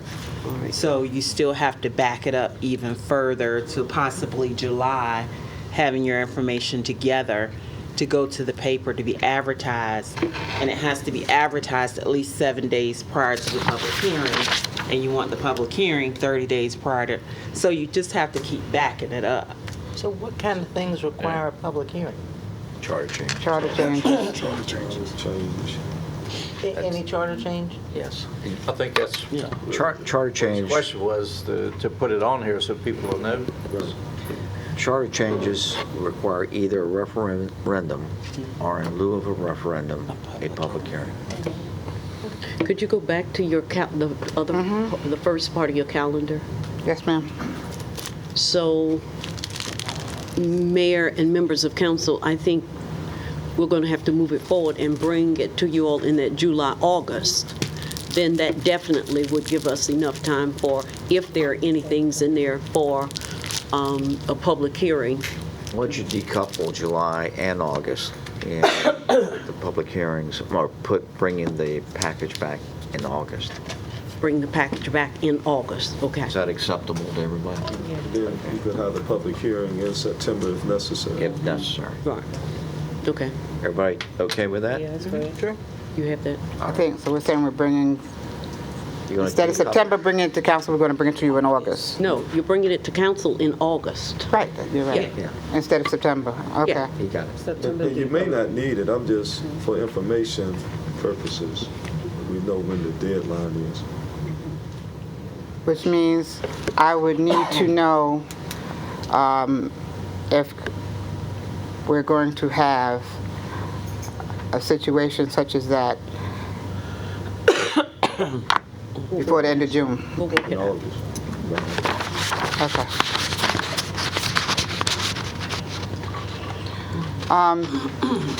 The next two slides basically just list, these first ones are the items that we didn't pass this session. Whether or not we want to go forward with them again next session, that's why they're listed there as carried over items. The second bullet I already spoke about, that staff is already looking at trying to refine that particular one to see if we can make it more workable so we can take it back before our councils and hopefully to the General Assembly. And then the next two slides are suggestions that we received in 16 for 17 that were not included. And you can read those over at your leisure. And these are as well. And then quickly looking at the 2017-2018 proposed federal legislative initiatives, the Congress works on 2 sessions. So the first session of the 115th Congress is currently acting now. January, they'll be going to the second session of the 115th Congress. So a lot of what we have here, unless anything changes with it, then it's relevant still as of next year. The only change so far that has been included, but you'll see in red, relates to what's going on right now with the President Trump administration's proposed budget cuts to many of our social safety net programs. Staff is continuously monitoring what's going on at the federal level as well. So as things change and other issues come up, whether they're legislative or budgetary, we'll note those and include that as we move forward. And that's the end of my presentation. Any questions? Did you skip 13 and 14? Did I? No. You got the, Yeah. I basically said that these are ones that weren't included and that you could kind of, review them at your leisure. So do we want to add the fuel floor Oh, yeah. that Mr. Page was talking about? That I don't know how to say that properly. That particular issue we have supported in the last couple of years. Senator Wagner has been championing that, and that's also part of his platform for governor. I don't see why we couldn't add it again. We could add it, See if he's bringing it and forward. yeah. But all of the liaisons that are associated with HR TAC, we all supported that, and we all pushed for it. It's that $14 to $15 million that you were talking about, Dr. Whitaker. Would we add the bill, suggested bill, since it's already there, or a resolution of support I think we have resolution. of the existing bill? Resolution of support? Let's put it in the package. And we'll Yeah. Put it in the we'll deal- package? Right. And We'll have a decide. better feel of where it is in Okay. August. But we have a consensus that we support the bill. Is that correct? Yes. Yeah. All right. Yeah. Thank you. All right, anything else for the moment? You good? Thank you. All right, thank you. Chief Chapman, dog tethering.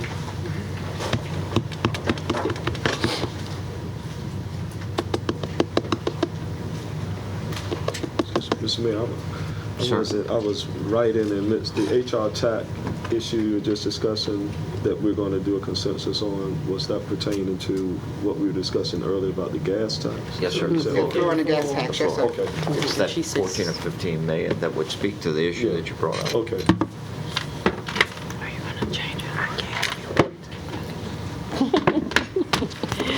it? Mayor Rowe, Vice Mayor Cherry, council members, Dr. Patton, good evening. I was asked to bring forth our current ordinance on dog tethering, and currently right now under 4.9 it addresses the standards for keeping animals and household pets.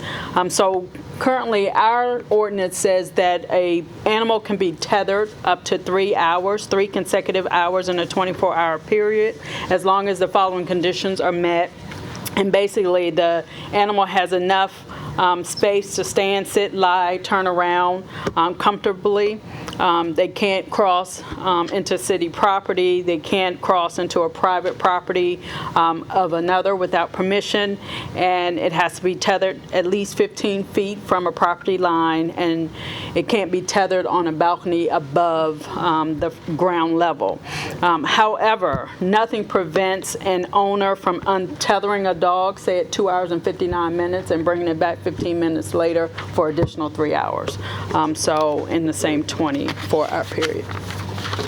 So the enforcement problems we have with our current tethering law is the fact that our animal control officers have to sit there for the entire 3-hour period in order to cite an individual or have an individual complainant willing to come to court, which we have not been successful in doing that. So mainly we handle these complaints informally because I don't have the staffing for individuals to sit out for 3 hours to look at that. And like I said, complainants aren't willing to come to court to testify.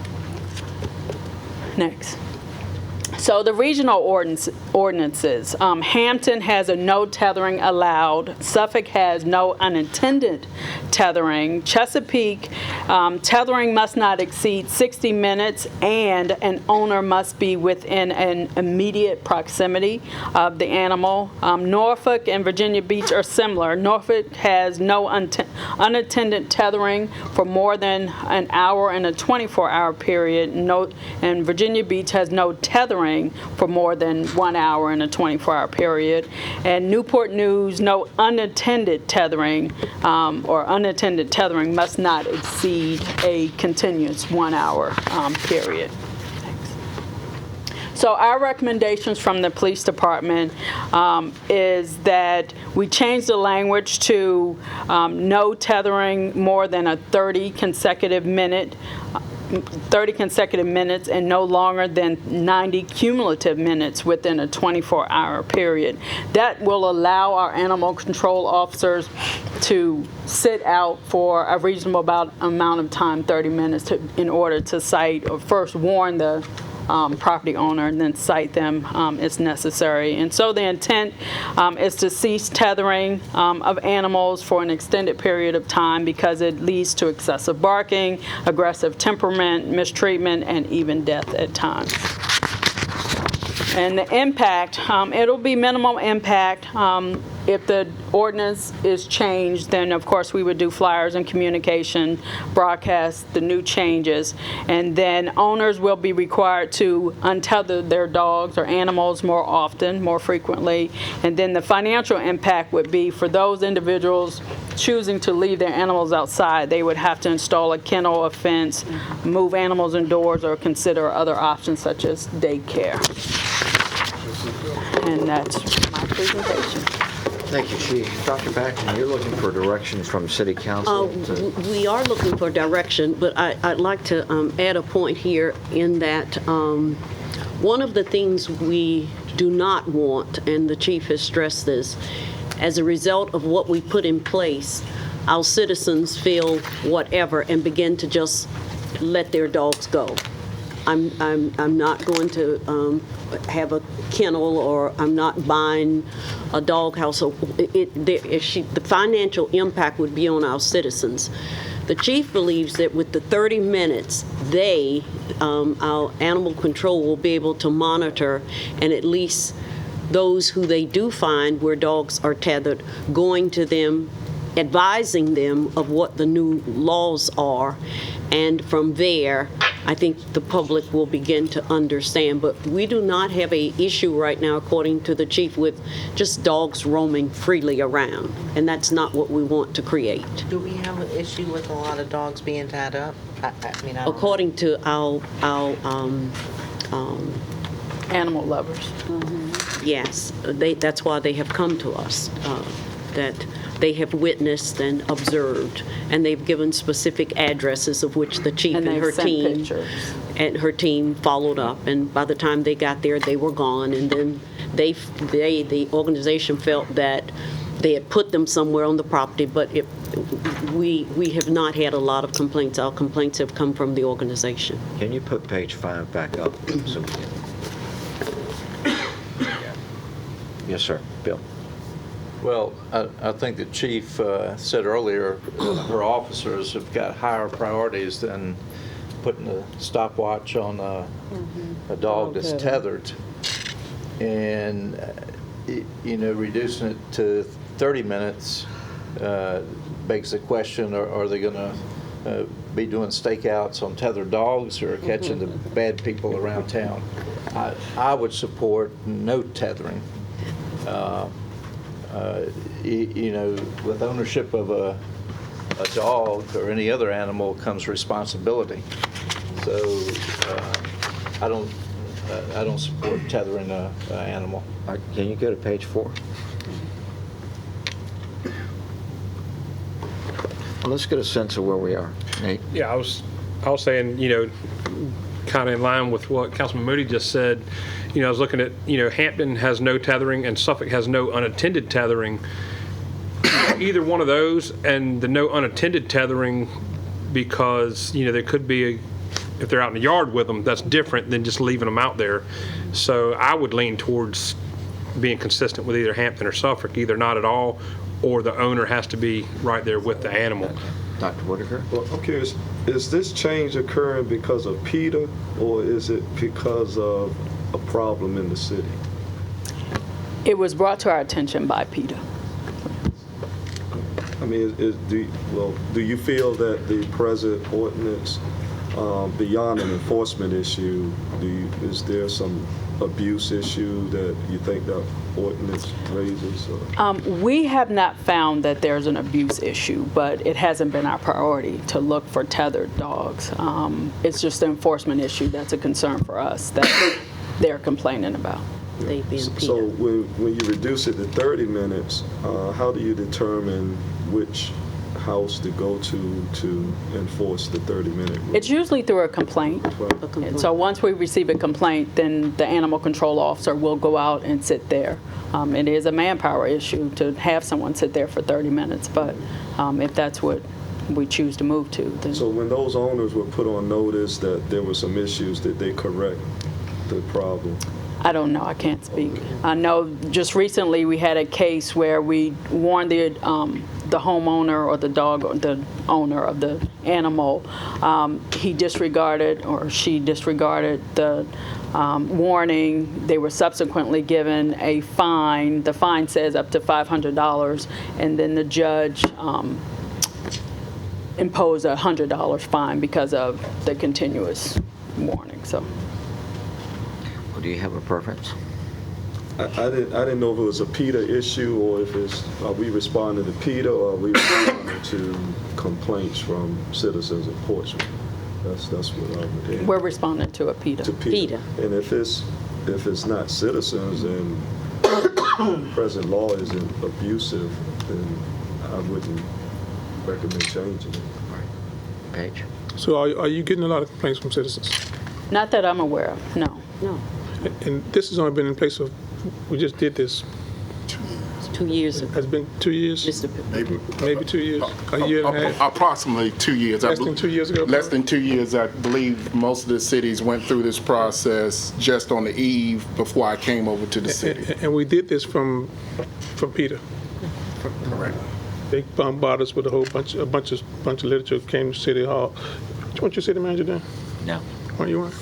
And so if you're not getting complaints from citizens, I think the present ordinance may be fine. Pictures of abused animals. And But they weren't in Portsmouth. I mean, Yeah, they were. They were. Yeah, they were. They were in Portsmouth. I'm okay with what we have now. how often do you still get barking dog complaints? 'Cause I know I responded to many during the years, and that's a lot of time the cause of it, because they're tethered outside with no one with them. I can find out for you. I haven't truly been I mean, tracked. I know I've responded to them, and historically, it's been a problem for a long time, and that is the issue. The enforcement is very difficult, so it doesn't alleviate the problem. Well, I can tell you a dog don't have to be tethered to bark all night. Okay, so that's not necessarily the issue. They just got to be outside and be where you can hear them. Right, because if they're in a kennel, they can still bark all night. Still bark all night. I mean, I'm with the majority. I mean, I could see it no unintended tethering because, go back 43 years of my life, and I was bit by a dog that was tethered, and they threw rocks at him or attacked the fence, and one day when I'm out playing hopscotch at age 7, he gets loose when it's my turn to hopscotch, and I got bit by the dog, so he was tethered. He came with the chain still around his neck, and so, that it's a fear for me, but I'll be with whatever the majority, but I would be no unintended tethering. I could live with that too. Why don't we do this? Why don't you prepare the language and bring it back in a work session? And let's take a look at what the language and think on this. You might get calls from your neighbors. I'm all right with the unintended tethering. I think you all know I'm quite the animal rights. I consider myself an animal rights person. I'm also a cat lady, but I can see the point of having a dog with you in the yard and tying up the dog while you're weeding the flower bed or something. Exactly. I get that. Yeah. So, I'm perfectly fine with no unattended tethering. I think changing, 60 minutes to 30 minutes to 15 minutes is just a nightmare for the animal control officers, frankly, and it doesn't do any good for the animal. So all right with that. Would you restate, Mayor, what you believe? It seems that we have a majority that could entertain a change in the code to require attendance when a dog is tethering, So or be like stated the other way. No unattended tethering. Yeah, it's the Suffolk. Yeah. Okay. And so with the consensus of council, let's ask you and the city attorney to draft the language and bring it back to a work session so we can look at it one more time Okay. before we put it on the regular agenda. We'll bring it back to the June 12th. Yes, sir. I don't have any problem with no unattended tethering. The only issue would be is, what do you mean by unattended? If I'm in the house and the dog and I'm in proximity, is that unattended? You got to be outside. If the Okay, dog is tied up, you got to be outside. Outside. Okay, so the ordinance That's what I mean. will define what you Yeah, it mean would by have to, unattended. yeah. But, okay, we'll come back with the Okay, language. good All right. discussion, and thank you for this All discussion. right, we'll come back with the June 12th. Mr. Pace. Thank you. Thank you, Chief. Yeah. We'll work with you on this language with the city attorney. Thanks, city attorney.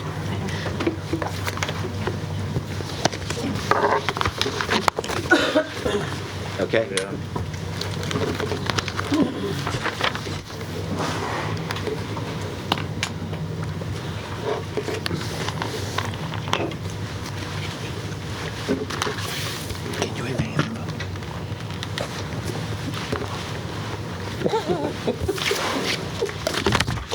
Good evening, Mayor, Vice Mayor, and members of City Council. Tonight, I will provide a briefing of upcoming events and entertainment in the City of Portsmouth.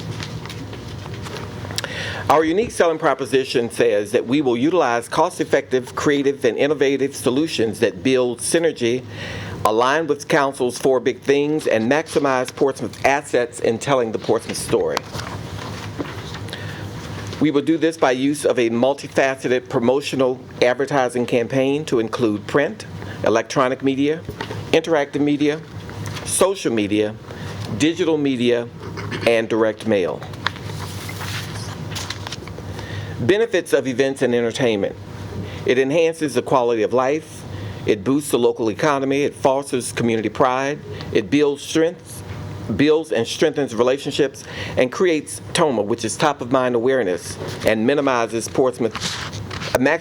Portsmouth's marketable assets. Here is a listing of events that were city-produced, city-sponsored, and collaborative partnerships throughout the year. Those that are highlighted or bolded are the ones that we are currently working on in terms of producing the events. Of course, when the Gosport Art Show did not produce the event this year, through the efforts of the OTBA, they produced the 4 Arts Festival. We work with them to help promote and produce that event. We are also working on now a Shagging on High, which is an event that could possibly be one of the signature events that you all talked about during your retreat, that basically promotes Portsmouth as a destination for shaggers, and it celebrates Bill Deal's original birthday. And we're looking at producing that event on July 8th.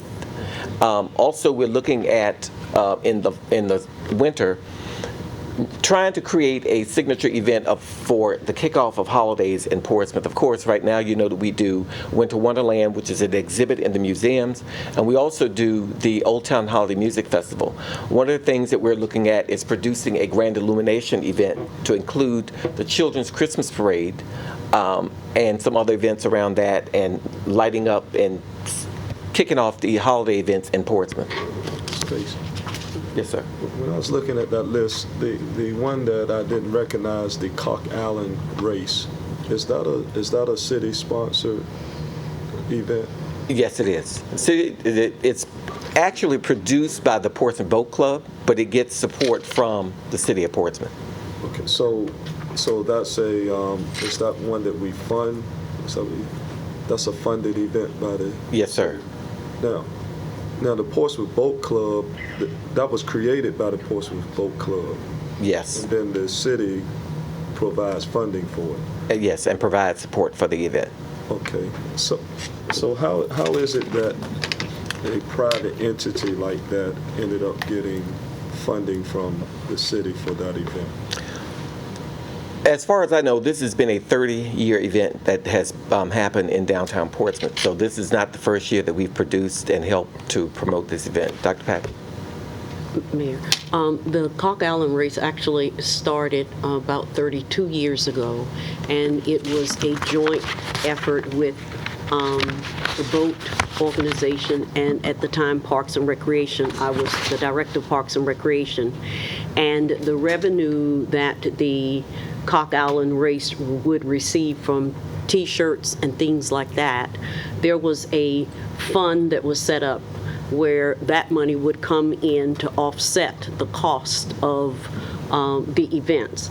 Since I have been back in last year, the money in the fund for that event, that the Cock Allen race, and this fund was set up a long time ago, was about $15,000. So that was money that was raised during that event through sales of shirts and different things that went toward their event.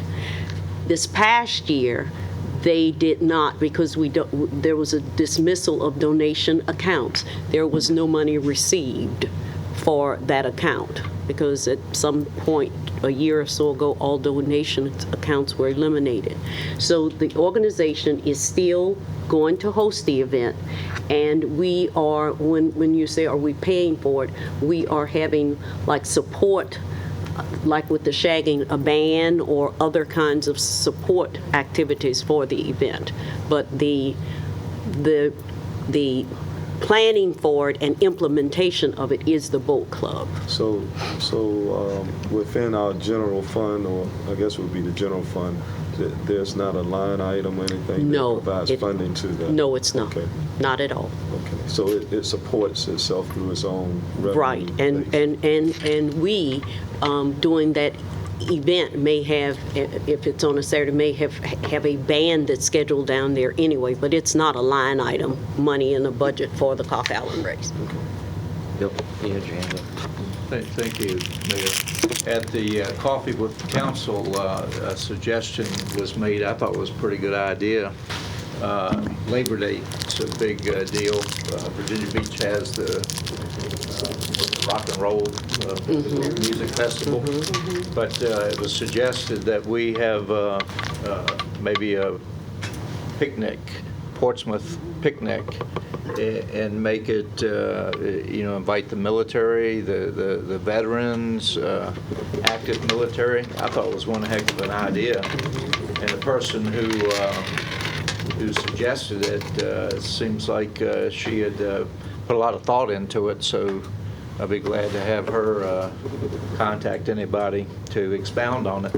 But I think something like that, I mean, all of these are nice events, but I think we need to think even bigger to come up with some signature events, maybe on a seasonal basis, one that occurs in the spring, summer, and fall. Probably we already have the Christmas event, but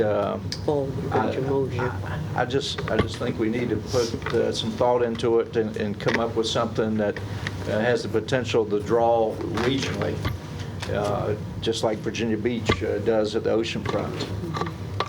Okay. Very good point. The Stars and Stripes Forever concert is the 4th of July concert? Yes, and it's going to be on the water stage. Okay. All right. For more information relative to events in Portsmouth, please visit us online at portsvaevents.com, station identification break. Next page. Now, I'm not going to go through reading all of these events for May, but just to highlight some of the ones that we have here for May 2017. The Portsmouth Community Concerts will host a concert of the U.S. Air Force Heritage of America Band. This is a free concert on May 22nd at Churchland High School. And of course, this weekend coming up, we have all of our Umoja Festival festivities. Opening ceremony begins at 5:30 with performances through 9:30 p.m. Saturday performances from noon to 5:30 p.m. and the Unity Concert in Portsmouth Pavilion with the Stylistics, Delphonics, and Manhattans. Free concert on Sunday with the national gospel recording artist Rance Allen. Of course, our 37th annual Elizabeth River Run, which is an event that's produced by the Tidewater Shriners, and it provides support to our museum's foundation and also our 133rd annual Memorial Day Parade, which is on May 29th, it should be. Also, the subsequent frames of this presentation will also include music events at the Portsmouth Pavilion. In 2016, the city received a significant financial contribution from our contractor Integrated Management Group, and we are positioned well with the 2017 season. Attendance has been great thus far, and we are well on our way towards a successful year. How are we coming along in obtaining sponsorship for the title sponsor? When we met with Ken McDonald, our last meeting, he indicated that that he and his team were getting close, and I said to Mr. Pace, we have an upcoming meeting with him, and he kind of gave some examples of possibilities. So it is something that he is working toward.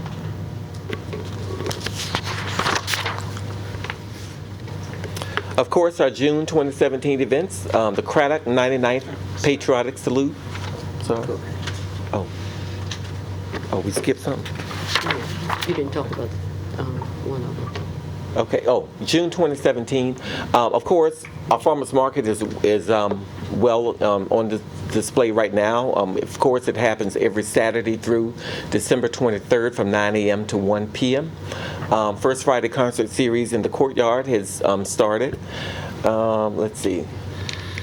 Sunset Thursday. Sunset Thursdays. I have some guides here for you. Of course, council 2 years ago put money in the marketing budget to produce this concert series. It has been wildly successful. Last year we attracted almost 20,000 people that came out for the event, and it will begin again this year starting June 9th through September. Some of our concerts at the Pavilion, Bryan Adams will appear there on June 9th at 8 p.m. The 1964 tribute to the Beatles, June 17th. And also Lionel Richie will be there on Thursday, June 29th. For more information relative to concerts at the Pavilion, visit them online at pavilionconcerts.com. July events and activities, the 99th Patriotic Salute in Craddock, Afton Square. This is a traditional event that they do, and it is free for the public. The Stars and Stripes Concerts Forever. It's a concert produced by the Tidewater Concert Band, which will be on the water stage at Portside. Our shagging event, of course, we're talking about that Shagging on High. It's an event that we're trying to produce to celebrate Bill Deal, who is a native of Portsmouth, and his birthday, which is going to happen on July 8th. And our July Jazz, we produced this event not last year, but year before last, and we're doing it again this year at the Pavilion. It will include jazz artists that, of course, every other city in Hampton Roads have their own jazz event. We don't have one, so we're trying to start with this. This year we will have Sam Rucker, who's a jazz saxophonist.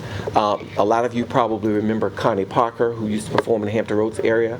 She is going to be on stage, and let's see, who else? Raw Jazz, which is a popular group in Hampton Roads, and the national artist that's performing is Brian Simpson. He was here one time before, and people really liked him, so we brought him back for that. And just as a teaser for August, our third annual Coast Guard Run, 10K, Gospel-Rama will also happen, and our 47th annual Seawall Art Show, which is an event that's produced by, it's produced for the Portsmouth Museums Foundation. Oh, one of the other things I want to tell you too, just in case you would know, some of the events happening at the senior station. Father's Day breakfast, Friday, June 9th. There will be an ice cream social on Wednesday, June 21st. An annual senior fish fry, which happens on Friday, June 23rd. And the annual senior station crab fest happens on July 14th. Fest or Craft Fest? Crab. Oh, crab. C-R-A-B, crab. Crab. All right. Questions, comments?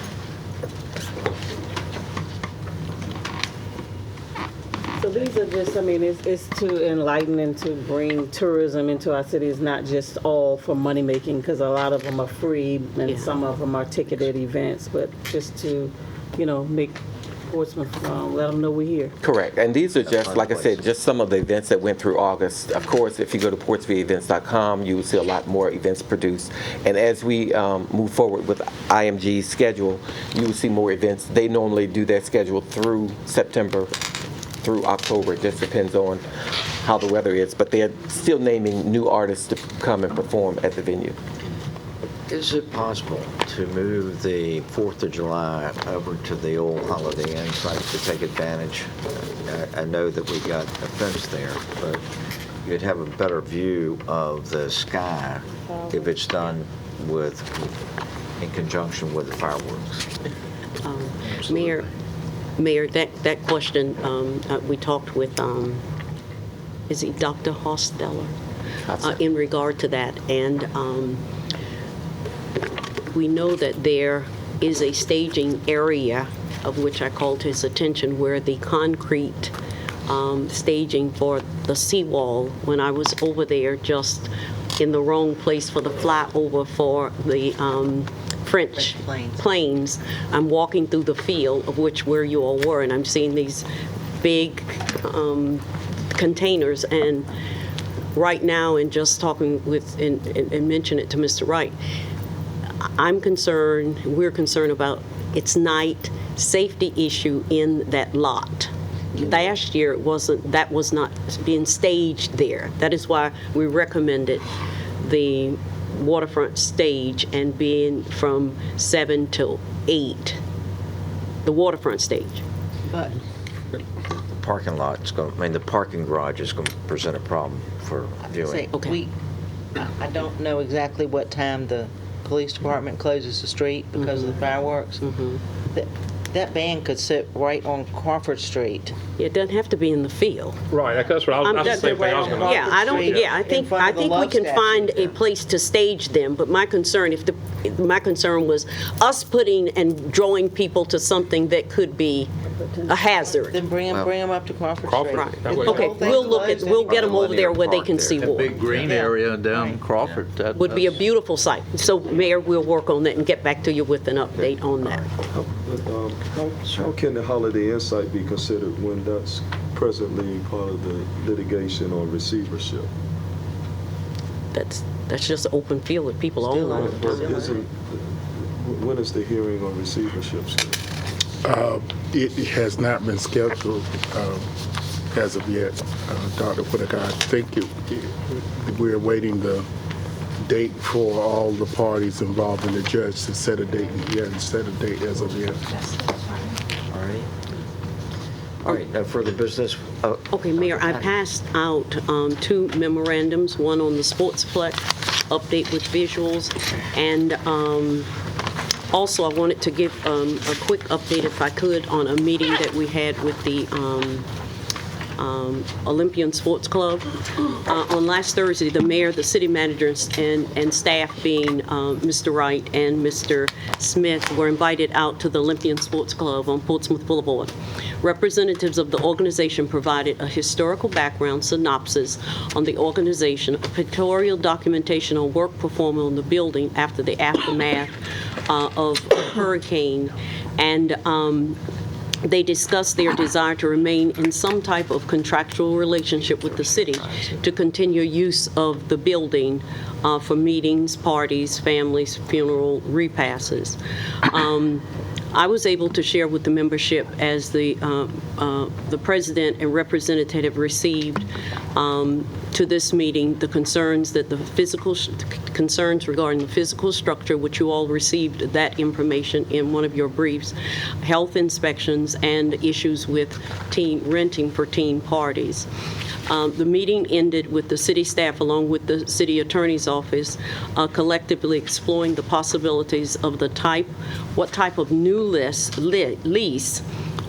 could be entered into, and what they asked for, what kind of contingencies in order to bring the building up to whatever standards it needs to be brought up to, having it fully inspected, because we shared with them when the building inspector came out, his concerns were with the beams, of which he was not able to get up and actually have the structural inspector to see exactly what the conditions of the beams were. The building was built in 1900. It is the old Key Road School, and it was the first school, according to May Breckenridge, for African American children when the city annexed Norfolk County. It is not registered. It has never been registered. But right now, where we are is that the letter that the organization got is on hold, and we are working toward developing a new contract if it's the desire of council.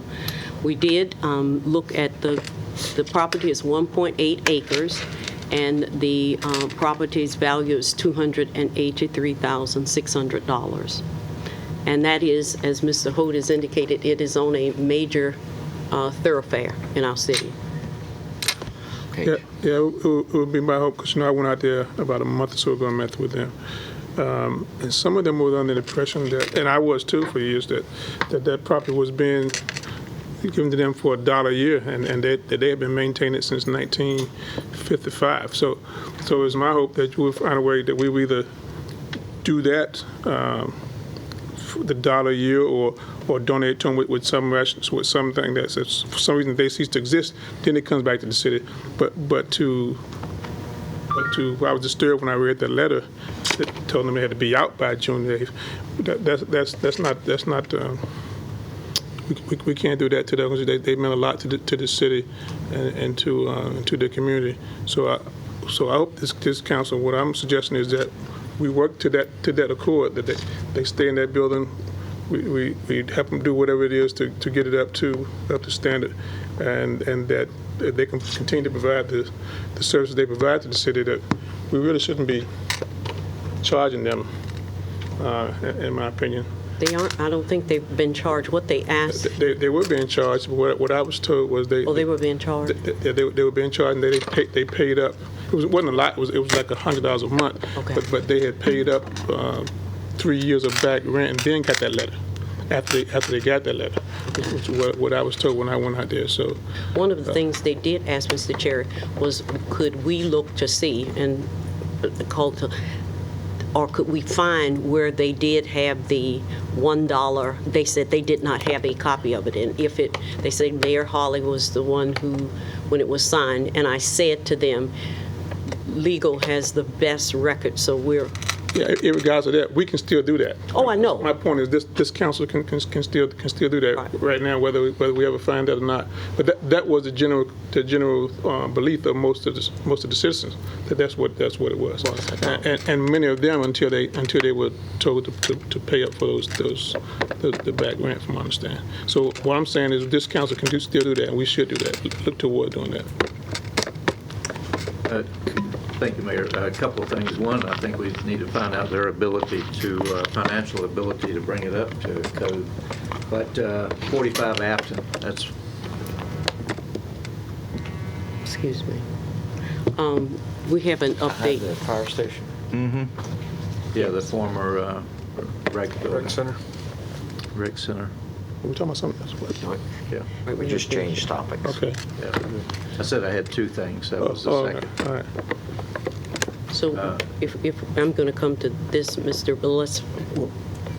Well, did you want to lead? Because I wanted to follow up with Mr. Okay, will you hold yours? Yes, sir. I concur with Councilman Cherry with what he says. Also, Dr. Patton, you mentioned that property has some historical significance. According to Ms. Breckenridge. Right.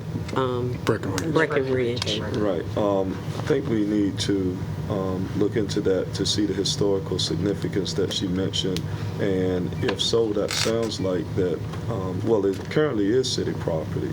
Mm-hmm. And with the historical connection that it has, it seems to be a legitimate use of funds to keep that property up on the city side, considering the historical significance of it. So I met with her on Saturday, and she told me, and asked her the question, and she told me this week, if I'll allow her this week to gather all of her files on that property, I'm going to schedule a meeting for her to come in next week, and from there, look at what process, because it's a historic building. And can we get some idea of cost to bring it up to We would have to look at that. Okay. Mm-hmm. Yeah. And before we leave that, in addition to contents, there's some one-of-a-kind photographs in there that need to be scanned and preserved for history, and put in the Virginia History Room in our library. There's some great photos. Right. All right, now. Okay, we got the direction on the Olympian Sports Club. Everybody comfortable? Yes. Okay. Now we're going to switch to Bill. 45 Afton. Right. Mayor and Vice Mayor, members of City Council, over the past years, and I don't know when the city closed the 45 Afton Parkway Recreation Center that was built in the cities along with the JFK Center. They're almost identical centers in size. And according to some information, there may have been some federal monies at that time to build those centers. I don't know. It was just mentioned by Mrs. Strauss, and I think if anybody knew the building, it was Mrs. Strauss. With that, we have had, I have had our staff to go out, both Public Works and Mr. Wright's team to do just a visual assessment. And I'm going to ask Mr. Wright if he would just speak to Afton Square for a few minutes, if you may. Good evening, Mayor, Vice Mayor, members of the City Council. Just briefly an update of some of the conditions that were found at 45 Afton Parkway. The building, because of its age and lack of maintenance over the years, has some structural issues with both the roof and the foundation. Had some environmental issues related to mold and asbestos. It's an older building, so it has some HVAC issues and electrical issues that need to be looked into. Also, because of its age, it's not ADA compliant, so we'd have to take all those things into consideration prior to determining what the best use for that building is. Probably the same kind of problems that the Olympic building has, I would think. Very similar. All right. It's a recommendation that I have noted, Mayor and members of council. I would like to recommend having staff to come before City Council and bringing over the next month an overview of all of the pending city buildings to include Willard Hall and current status, and then I'm not including the Olympian Sports Club. Yeah, because I don't want to get this I'm mixed not up. in the. Tyler, no I'm not drawn out. talking about the Olympian Sports Club. I'm dealing with buildings that have been. This one has been closed for almost 3 years, I think, and the conditions that we have found. The second one, coming on board and finding a report of what needed to be done to Willard Hall and the condition of Willard Hall, and some issues that we're currently having with Willard Hall, which we are addressing. But if council would like, I'd like to bring back some of the buildings, and let's just see what's the decision of council and where you want to go with the buildings. With Willard Hall, if we're talking 26 million or 24 million or whatever to bring it up to A1 condition, that I think we've just got to have that discussion, hard discussion. What is important, I think. And as long as we treat all the buildings equally, as far as putting public money into them. All right. And making the same type of engineering assessments. Right. Anybody got any problem with that? I've never had an issue with equity. If that's where you're going. No, that was not my question. No, I was just talking to Mr. Moody. I applaud if he's talking equity. Yeah, we all applaud that. But we wasted. We've sunk enough money in Willard Hall over the years to fix all the rest of them. So I agree. So to bring them all, Mayor, completed my report. Do you have your direction? Yes, sir, I do. Okay. And everybody's comfortable? Yes. All right. Yeah, I just don't want to get the Olympic Sports Club tied up in no long. This is something you're going to deal with now. No, right. it's not Any in this, other- what I'm talking about. We have a council meeting tomorrow, Yes. a work session that begins at 5 o'clock, and Yes, a sir. regular session that begins at 7. Ms. Smith? Yes, sir. I sent the email pertaining to the issue that was in the pilot about the incident with the police, and if there's no objection from council as far as reviewing the body camera of that incident. Well, let me ask the city manager, is this a matter that's under investigation? This is a matter that's still under investigation, Mayor. And what is your recommendation? I would recommend that we leave this matter in the Chief Chapman and her, I may not be saying the PIO or whatever, the investigative process that is in.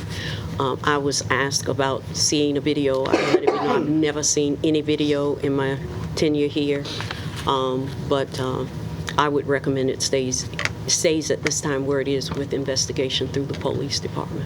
So would council, are you saying at this point, is there a future point where council would? I'm not aware of, in investigations, that body cam video be brought before for elected body, but that's Well, just. I am, and we did it with the Portsmouth Boulevard incident where the gentleman was crossing the street and the police car hit him, and we watched that here in council, and I know Ms. Simmons and Dash Mr. camera Murray. during a Right. litigation. Yeah, that was involved a death and litigation. Right.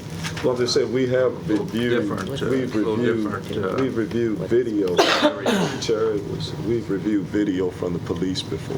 That's, All right, on this one, we have a recommendation. We understand your recommendation. We have a recommendation from the city manager, which is not to view it. Let the police chief continue the investigation. Yes. well, my question is there a point where it will be viewed? I can't answer that. I mean, I don't know how body camera is protected. I'm not the legal, I don't know. I do know that right now, as a city manager, I cannot answer, will body camera tapes be reviewed? I can say that right now, our chief of police and her team, investigative team, are investigating this matter. And whether, that's the only question I can answer at this time. For the here and now, we have a recommendation from the city manager. Understand, let's get a consensus of council. Yeah, I don't see why Portsmouth is any different from any other city, because nationwide we have seen body camera footage being used, and I thought that the purpose was for transparency reasons, and I don't see why it would be an issue of viewing the video when we have viewed video in the past, and also we've seen it being used nationwide. So I don't see why we in Portsmouth is immune from that. I think that we put that amount of money into body cameras, which in this past budget we just transferred a significant amount of money from vacancies into body cameras instead of funding education. And so now when it's time for us to view it and use it, I don't see why we should be any more restricted than any other jurisdiction in the area, unless there's some legal opinion that is prohibiting us from seeing it. I'm just amazed that council would not want to view it, given the significance of the publicity that has received, particularly since so many of you ran on transparency.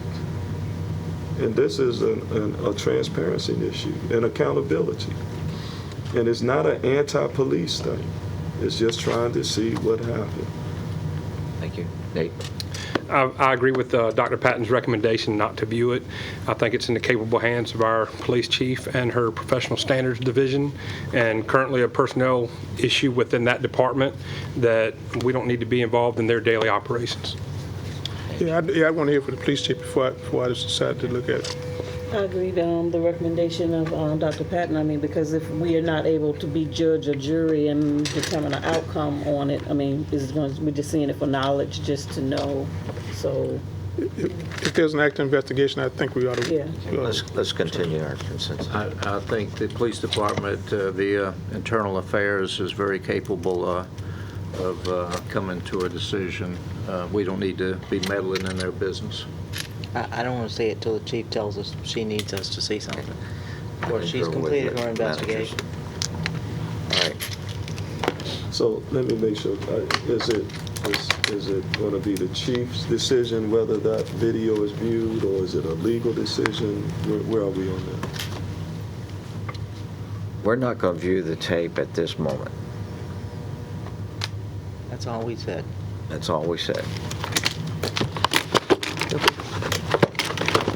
Probably come back to it another time. What did you say? I said we'll probably come back to it another time. So it may be viewable at a future. For me, date. I said I want the chief to finish her investigation and then say what, yeah. 'Cause Well, the I chief agree doesn't with you. work for us.